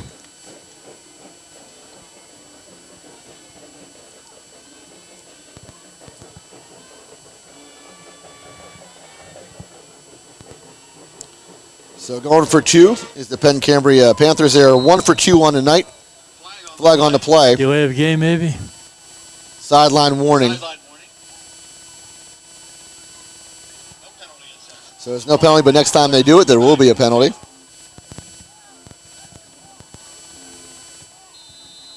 It's called on Richland. Richland? I believe. All right, so we have a timeout now. Called by Richland. So we'll run down the sponsors real quick for as we get a chance. So thank you to First Summit Bank, Best Window, Chan Soon Chong Medical Center, Ponchione Financial Group, Advanced Office Systems, Cardolino Eye Care, FWF and Erie Insurance Provider, Pinnacle Chiropractic Spine and Sports, Nico's Restaurant, Rizzo's Italian Restaurant, Dean Jordan Goodyear Tires, Johnstown Construction, Sporting Goods Discounters, Flutter of Country Catering, The Fifth Bar and Grill, DB Homes, FX Screen Printing, Slovenian Savings and Loan, Laura Auto Group, Precious Metals and Diamond Company, Beauty Lawn, Dr. Edward L. DiMartino, DMD, Mahalco's General Contracting, Inc., State Senator Wayne Langerholtz, Memorial Chevrolet, RPM Signs, Advantage Auto Service, Ashbro Landscape Curbing, Roof Rejuve, Advantage Physical Therapy, Asiago's Restaurant, Tap 814 Bar and Grill, Market Basket Grocery Store, and First Team Advertising. And thank you again to Stone Mangus, Lanigan McCulty, and Sophia Mihai for being our student producers. They do a fantastic job, making it very easy for us to show up, plug in, and go. And thank you to Brian Colbert and Jen Colbert, who are listening from the comfort of their home. They took a picture of their screen, so welcome, guys. Glad to have you aboard and hope you're enjoying the game. Richland leads here by 42-33. Pass over the middle will be a successful two-point conversion.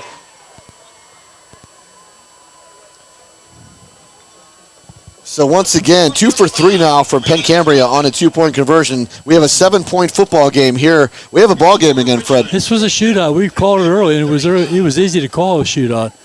Two good football teams, two good quarterbacks, good running backs. I think the difference has been, as we've said over and over again, the difference has been our line against their line. Yeah, almost too easy, though, PJ, on the last two-point conversions. Almost too easy for Penn Cambria. Those are two big stops. Richland stops those. This game is virtually put away.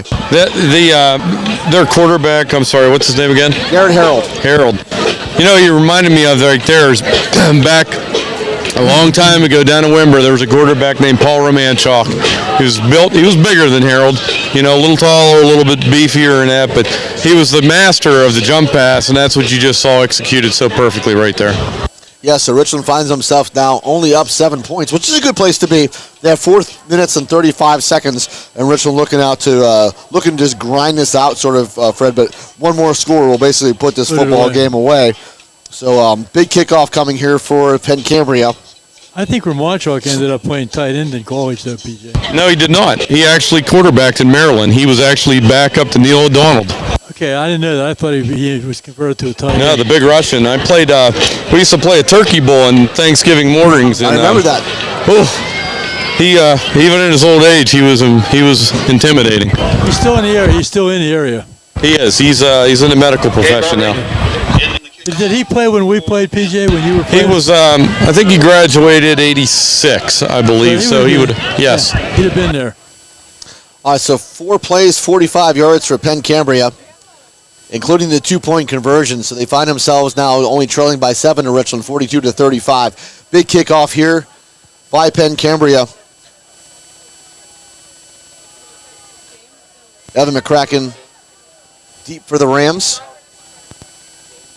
And it's going to be an onside kick picked up nicely by the Rams. Nice job by Richland. So they give the Richland Rams a short field. Austin Yarnick, shorthanded, picks it up at the 49-yard line of Richland. I'll take the kudos for that. I think I called that. You did. If you noticed that, nobody expected it. That special teams play right there was flooded with nothing but skill players. Yep. We thought, Ed thought there might be a little bit too much time for an onside kick. Yeah, I thought with four minutes or so. I think he had a point there, Ed. You do, but I just you're giving Richland a short field now with 4 minutes and 34 seconds. You only trail by 7 points. Richland going heavy backfield again. It's going to be a Wildcat again, I believe, with McCracken as your quarterback. And McCracken will take this out to the left side to the wide side, turns it in. McCracken comes close to a first down at about the 40-yard line. He may have enough for the first down. We'll see where they spot the ball. Got a flag on. A flag on the play.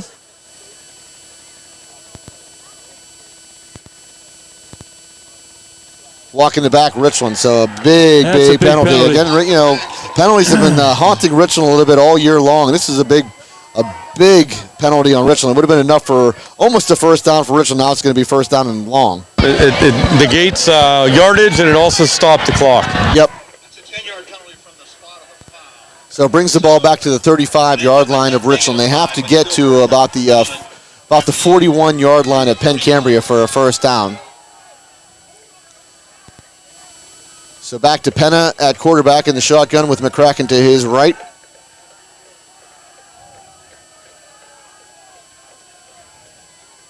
Clock running now at 4:11 and counting. And it'll be McCracken goes up the middle. McCracken gets to the 45-yard line of Penn Cambria. So big play on first down after the penalty. Not only is he fast, he's also powerful. So powerful. We have an injured player down on Penn Cambria. He's going to be helped up, so he's okay. That's good.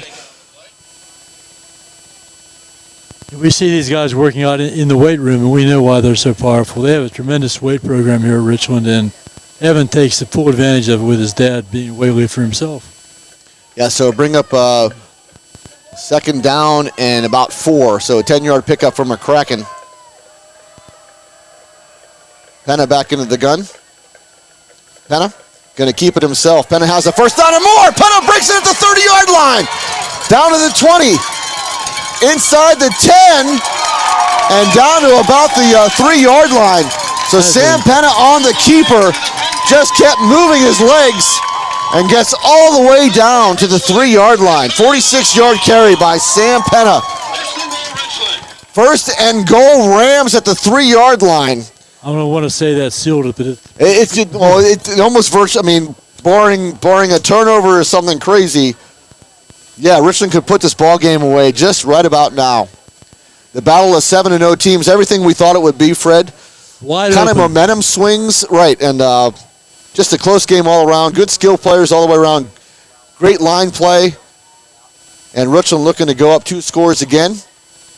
As it will be McCracken who goes up the middle, and Evan McCracken finds the end zone from 4 yards away. Evan McCracken will put this ball game virtually away with 2:39 remaining in the fourth quarter. Richland goes back up 13 points pending the extra point. How many touchdowns does McCracken have tonight now? He's in a hurry. Stone will find that out. I'm overloading our guy here. It's got to be all but one, right? Yeah, I think you're right, PJ. He's got 5 on the night. So Evan McCracken with 5 touchdowns. He's got 5 then, yeah. Yep. Abana last week, 6 for Pitt.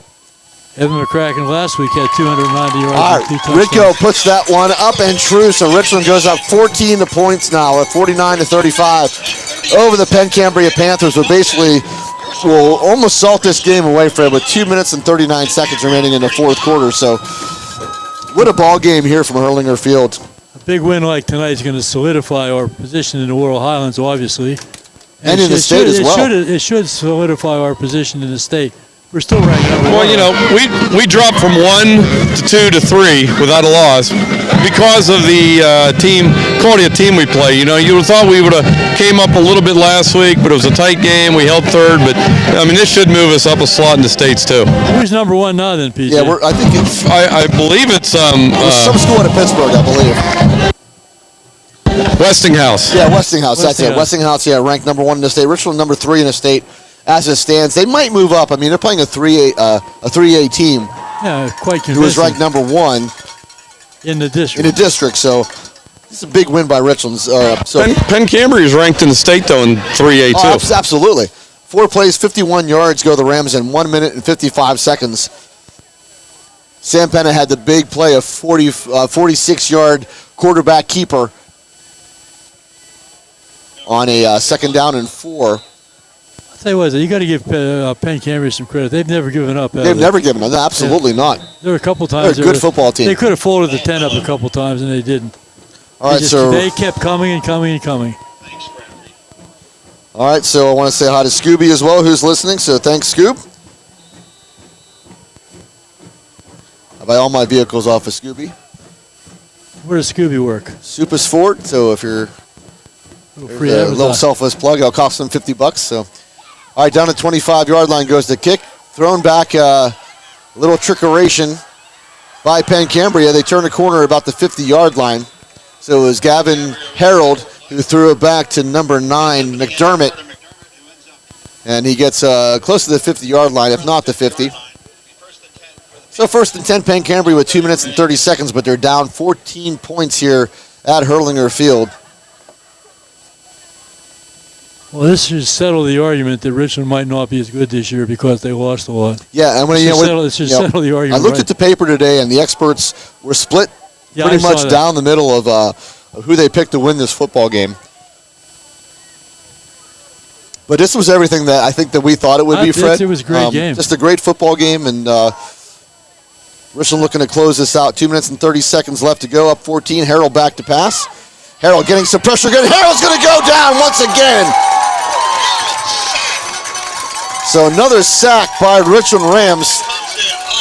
That was Jordan Nichols. Surprise, surprise. So I think 2 sacks on the night. Gives him 15 for the year. So a big sack by Jordan Nichols all the way back to the 40-yard line. 10-yard loss on the play. It's certainly going to cut into their rushing statistics, all these sacks. Down to 1:58 and counting here in the fourth quarter. Harold back to throw again. Harold this time quick. Finds Gavin Harold. Gavin Harold over the 50-yard line. Gavin Harold will come close to a first down. Got a flag on the field. And there's a flag on the play. Not sure where the flag was thrown. You know, PJ made the comment about there being some college coaches here. Face mask Richland. There's been some college coaches here looking at the quarterback. You know what happens sometimes? These coaches show up to look at a player, and they see a guy like Nichols. You know, somebody who they weren't aware of. They weren't aware of, right? They weren't aware of, and they say, who's this? Yep. And all of a sudden you give that's the beauty of having a player like that, like Penn Cambria's on the field, because it brings the coaches out, and they see these other kids that might not ever have been seen. All right, Westmont wins 28-27 over Forest Hills. Just got a text from my buddy John Daly, who was refereeing that game.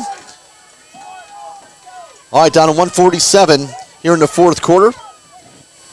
25-yard line of Richland is Penn Cambria. Harold back to pass. Harold getting heavy rush again. Throws the ball up into the right side of the end zone. Good coverage there by the Rams. That is Austin Yarnick in coverage. I think that was they were looking for Luke Chagas on the right side of the end zone. I think Harold got hit again, didn't he? He did. He got hit as he threw. Stood in there though, Fred. Like we said, I mean, he's taking the hits. He stands in there and he takes it. And delivered a nice pass, but good coverage by the Rams. Austin Yarnick breaks it up. 1 minute and 39 seconds now. Richland up by 14 points, 49-35. Harold back to pass again. Harold, a little screen out to Grove, and Grove hit immediately and brought down after a nice gain, though. He got over the 20-yard line. Close to the, let's see where they spot this, Fred. It's about the 16-yard line, so 1 yard, 3rd down and 1. Clock is running at 1:18. Harold rolls out to his left.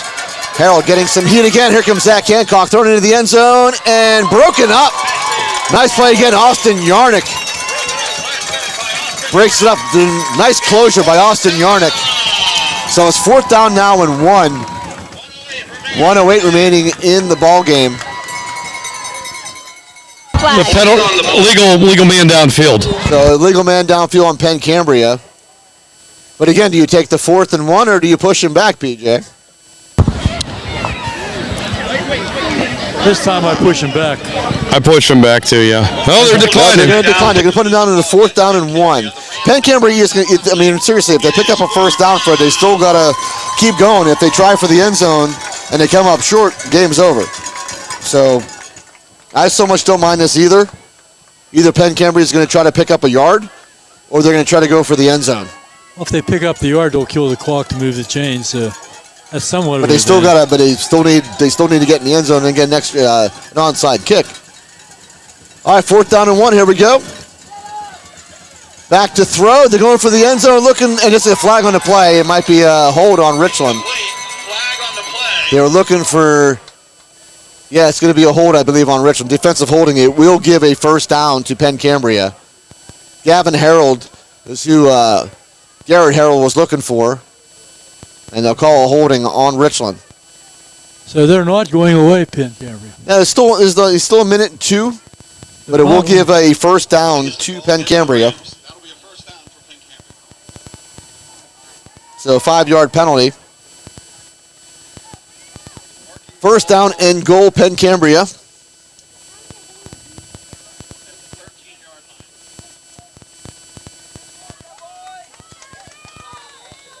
they score right now, it's going to be interesting. All right. First down and goal from the 8. Minute and 2 remaining in the ball game. Richland up 49-35. Harold back to throw. Harold getting some pressure. Joe Penn from behind, and he's going to throw it away. He got the ball away, knocked away by Luke Feitel. So good job by Harold. He kept himself upright, but he's down on the ground. As Harold took a shot. He's taking quite a few shots tonight. He stood in there, and I thought he was going to go down for a sack, but he was able to keep his feet through the ball, almost picked off by Luke Feitel, who had a lot of green in front of him. Down to 54 seconds remaining in the ball game. If Luke picks that, he might go all the way. He could have. I'm not sure how fast he is, though. But there was nobody there. Nobody there. I'm saying he was the only one moving in that direction. That may have been to the house.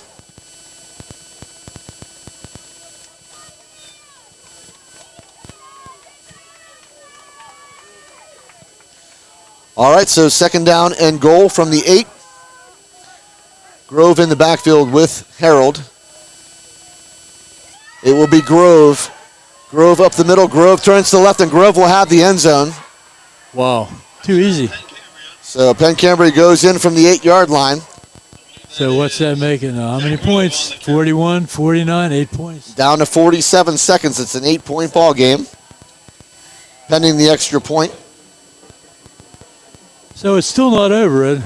No, they're gonna obviously look for the onside kick. Richland did a really good job last time. Austin Yarnick jumped on the ball the last time. That's the only prayer that Penn Cambria is going to have in this ball game. Andrew Dillon on for the extra point for Penn Cambria. Good snap, good hold. Kick is up, and the kick is good. So Dillon makes this a 7-point ball game. 49-42 with 47 seconds left to go. So it comes down to the onside kick, Fred. It comes down to special teams, and we'll see what happens. It comes down to Penn Cambria having shown a lot of heart tonight, Ed. For sure. I mean, they could have folded up 3 or 4 different times tonight and said, that's it, we're done. But they didn't. So Coach Fearless is going to have a lot of positive to bring out of this game. I know they're going to be disappointed if they lose. If they lose, they're going to be disappointed. But there's a lot of positives to come out of this game. All right, 7 plays, 50-yard drive in 1 minute and 43 seconds for the Penn Cambria Panthers. And now it all comes down to an onside kick. Last one covered very well by the Richland Rams. Austin Yarnick jumped on it at the 49-yard line. Percentage of recoveries on an onside kick I read somewhere one time was like it was less than 20%, like 8%, 10%. Yeah. It's not very high, not very likely. But there's always the possibility. You can almost just bat that ball out of bounds. If you're the recovery team, just kind of throw the ball out of bounds. That's a penalty, though. But it's still your ball, right? You're not allowed to bat the ball. You can bat the ball. It's still out of bounds. You can't advance a batted ball, but. What was that old rule, the Oakland Raider rule? You're not allowed you to can't bat advance a fumble. Can't bat a forward. Which is what happened. Yeah. That year, right? That's absolutely. They kept moving the football down, and they ended up scoring a touchdown by just fumbling the ball forward every time and pushing it forward and kicking it forward. All right, so onside kick time for Penn Cambria. Ball's on the turf. Richland has it, and this ball game will be over. Richland inside of Penn Cambria territory, so good job. Let's start catching number of the player that got that ball. That was Luke Feitel, number 44. He was the last guy up, so I'm assuming he had the ball. So the tight end, Luke Feitel, picks that ball up. 43 seconds left to go. Richland up by 7 points. and can pretty much just take a knee and run this. There's still 3 timeouts from Penn Cambria. Penn Cambria could get the ball back. So Penn Cambria could conceivably get the ball back. Richland may want to get a first down here if they can. Let's see if they can. Heavy backfield for the Rams. They're inside of Penn Cambria territory at the 46-yard line, 1st and 10. Penn will go into the gun. Hand off to McCracken. McCracken over the 45-yard line. McCracken breaks away and has a first down. Big, hard run by Evan McCracken. That'll do it. Takes it to the 36-yard line of Penn Cambria. Down to 30 seconds. They're not calling it and counting. So, yeah, Penn Cambria not going to stop this clock. And Richland is going to take this ball game. Guess what? They'll call timeout now with 24 seconds left to go. They left a lot of time run off if that's their plan. So, big first down by Evan McCracken, who's had another whale of a football game. They killed the clock because they're going to measure. I don't believe they called it. Well, the ball was at the 46, Fred. They had to get to the 36, and the ball is at the 36-yard line. So I'm not sure why they have to measure this one. It's pretty obvious. Well, they're good. They're bringing them on. Yeah, I'm a little shocked. That's why they originally killed the clock. Yeah.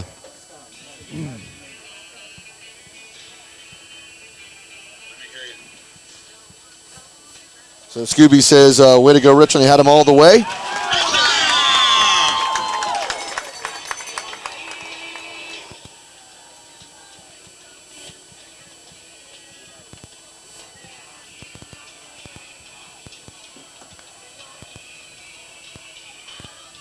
All right, so Richland looking to salt this away.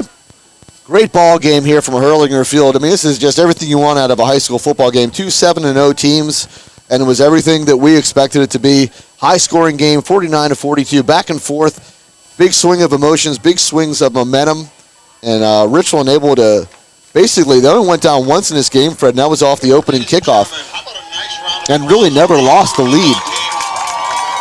And so Richland will salt this away. It is final. Richland takes this one 49-42 over the Penn Cambria Panthers. I think there's a lot of respect out there among these two teams. I know they both battled. You got to give Penn Cambria a lot of credit. They never gave up. They were fighting to the last second of this football game. So kudos to them and kudos to our Rams. So a lot of defense needs work on this week, though, I think. Both sides. A lot of points scored tonight. Yeah. A lot of good offensive players. A lot of speed. A lot of agility on that field tonight. That's for sure. So next week, Richland will travel to another good team in Chestnut Ridge. Yep. So that's going to be another good test for the Rams as they find themselves 8-0 now, going to the last 2 games of the season, which I have a hard time believing, Fred, that we are through that many weeks of the season so far. I knew we were good, but we're getting better and better every week. Like I said, I knew we were pretty good. We were going to be good, even though we did graduate a number of seniors last year. I was convinced we were going to have a good football team, but we're getting better and better and better. And we're at this point in time, I think we're going to be hard to beat. Yeah, I think PJ called it earlier in the season. PJ said, this line is going to come together. He said the first game of the year, this line will come together. And I tell you what, last couple of weeks they have really, really come together. They really took it to Bedford. I think they controlled pretty much the line of scrimmage again today. So PJ, good call on that on your part. I'm not sure if PJ can hear us. He's down with his kids. I am. All right. I am. I'm going to get these two on the picture on TV, and they're going to help me interview Coach Bailey, right? Yes. Sure. There's Brooklyn. Yeah! And there's Nixon. All right. All right. Hi, guys. Coach Fred Yannity says hello to you guys. Hi. I can't wait to hear your interview. Yes, this should be a good one. I mean, like I said, this is what you wanted out of it. We knew it was going to be a tough game coming in. We knew it was going to be an evenly matched football game coming in here. You can't ask much more than this. 49-42 on just an outstanding football game. Big thing, Fred. We won the battle of the turnovers as 2 Garrett Harold interceptions turned into points on for Richland. A lot of respect to this Garrett Harold kid, even though he did throw those picks. He stood in there and took a pounding. We were talking about the winning the line play. We definitely won it on a rushing game. Our rushing game was superb tonight. Where we lacked a little bit, I think. Well, we didn't really lack anything because our rushing game was good. our defensive line put a lot of pressure on Harold. They did pick up quite a bit of yardage on the ground, though, I believe. So we have to be a little bit concerned about that maybe. But all that, the yardage they lost in sacks is going to take off some of the rushing yardage. So it's not going to look as bad as it was. But they had some really nice runs. The closer is a tough running back. Oh, he's a very good. Zach Grove, very hard rusher. And Garrett Harold, we've seen him for 4 years now, Fred. And very impressive young man. I'm sure he's going to get a nice offer going on to the next stage of his life. He's going to be a good player. He is a good player. He is a good player. He's a very good athlete. All right, so Richland on the field, kind of getting in their huddle. They're gonna take this one and enjoy it, but they do have another tough football game as they go on the road at Chestnut Ridge, and we all remember the last time, the Mud Bowl. I wasn't there. Yeah, you had missed that game, and that was one heck of a football game there at Chestnut Ridge. I think that was the only time that Richland trailed all season long, and I remember Kellen Stahl coming in as a freshman, I believe. Yeah, that's what he was, a freshman that year. And guided that team to that was 4 years ago. Unbelievable victory, yes. Yeah, it was just one heck of a football game played down there at Chestnut Ridge. Wonder if Brooklyn and Nixon are aware that their dad's an Emmy Award winner. I'm not sure. Hopefully he will show him his trophy one of these years. Show him the ropes down there. Yeah. So Evan McCracken had 254 total yards. It's his second straight game with 200 yards, and he had 5 touchdowns tonight. So Evan McCracken, just an unbelievable night again. Sam Penn, 9 of 14 for 103, a touchdown, 2 passes thrown in the second half only, 15 carries for 140 yards rushing for Sam Penn, and included a rushing touchdown. So Sam Penn, a big night here as well for the Rams. Yeah, that's 2 big games in a row for Evan McCracken. Last week he had 290 yards and 2 touchdowns. So he's had quite a year. He's definitely going to be he should be all district, I would think. And he's fast. That's the speed kills, and our offensive line gives him a little bit of a crack, and once he hits through that hole, he's gone. I mean, people can't keep up with him. He's faster than anybody in the area, except the kid from Tequanama Township, who was the state champ. All right, waiting for our interview with P.J. McGowan with Coach Brandon Bailey. This should be an interesting interview. I'm sure it'll be pretty much almost a carbon copy of last week's win against Bedford. Just the line play, pushing forward, letting the running game just take a hold, and really no answer. Penn Cambria had no stops for Evan McCracken on the night, or Sam Penna. And protection for their quarterback was outstanding. Yes. Oh, it was great. All right, I think they're breaking. Here comes I got Coach Bailey with, winning Coach Bailey here. I got a few helpers tonight here. So anyways, Coach Bailey, 8-0. Penn Cambria, undefeated, Big D3 or 3A school with arguably the best quarterback in the Lower Highlands. The stature, I mean, I'd take Sam over him, I think, after this game. But take us through the game and how you prepared this Ram team to come out in victory. Yeah, I mean, the kids were just resilient all night, just like they have been all year. We knew it would be a tough game. We were fortunate to make a couple more plays than them, and once we had the lead, I knew that we would keep it. Yeah, without a doubt, and I felt that in my heart too. The unsung heroes of every game is the defensive line, offensive line. I can tell you, I know Evan McCracken had 5-6 touchdowns this game. Sam Penna did. Whenever you touch the rock, you get the glory. But without that line, boy, did your line step up and play a game. Yeah, that was the plan coming in. We knew that that we thought we could control the line of scrimmage. We were able to do that, and when you can do that in a football game, you're going to typically win. Well, listen, I can't congratulate you enough on preparing this team. So I got a personal tie to Crescent, PA. My dad and mom were from Crescent. My dad played on a championship team, Crescent High, Penn Cambria. He went to Northwestern out of this, so it's nice rubbing the nose back in Crescent. But the main line, we haven't played Penn Cambria for 2 years. Do you like choo-choo trains?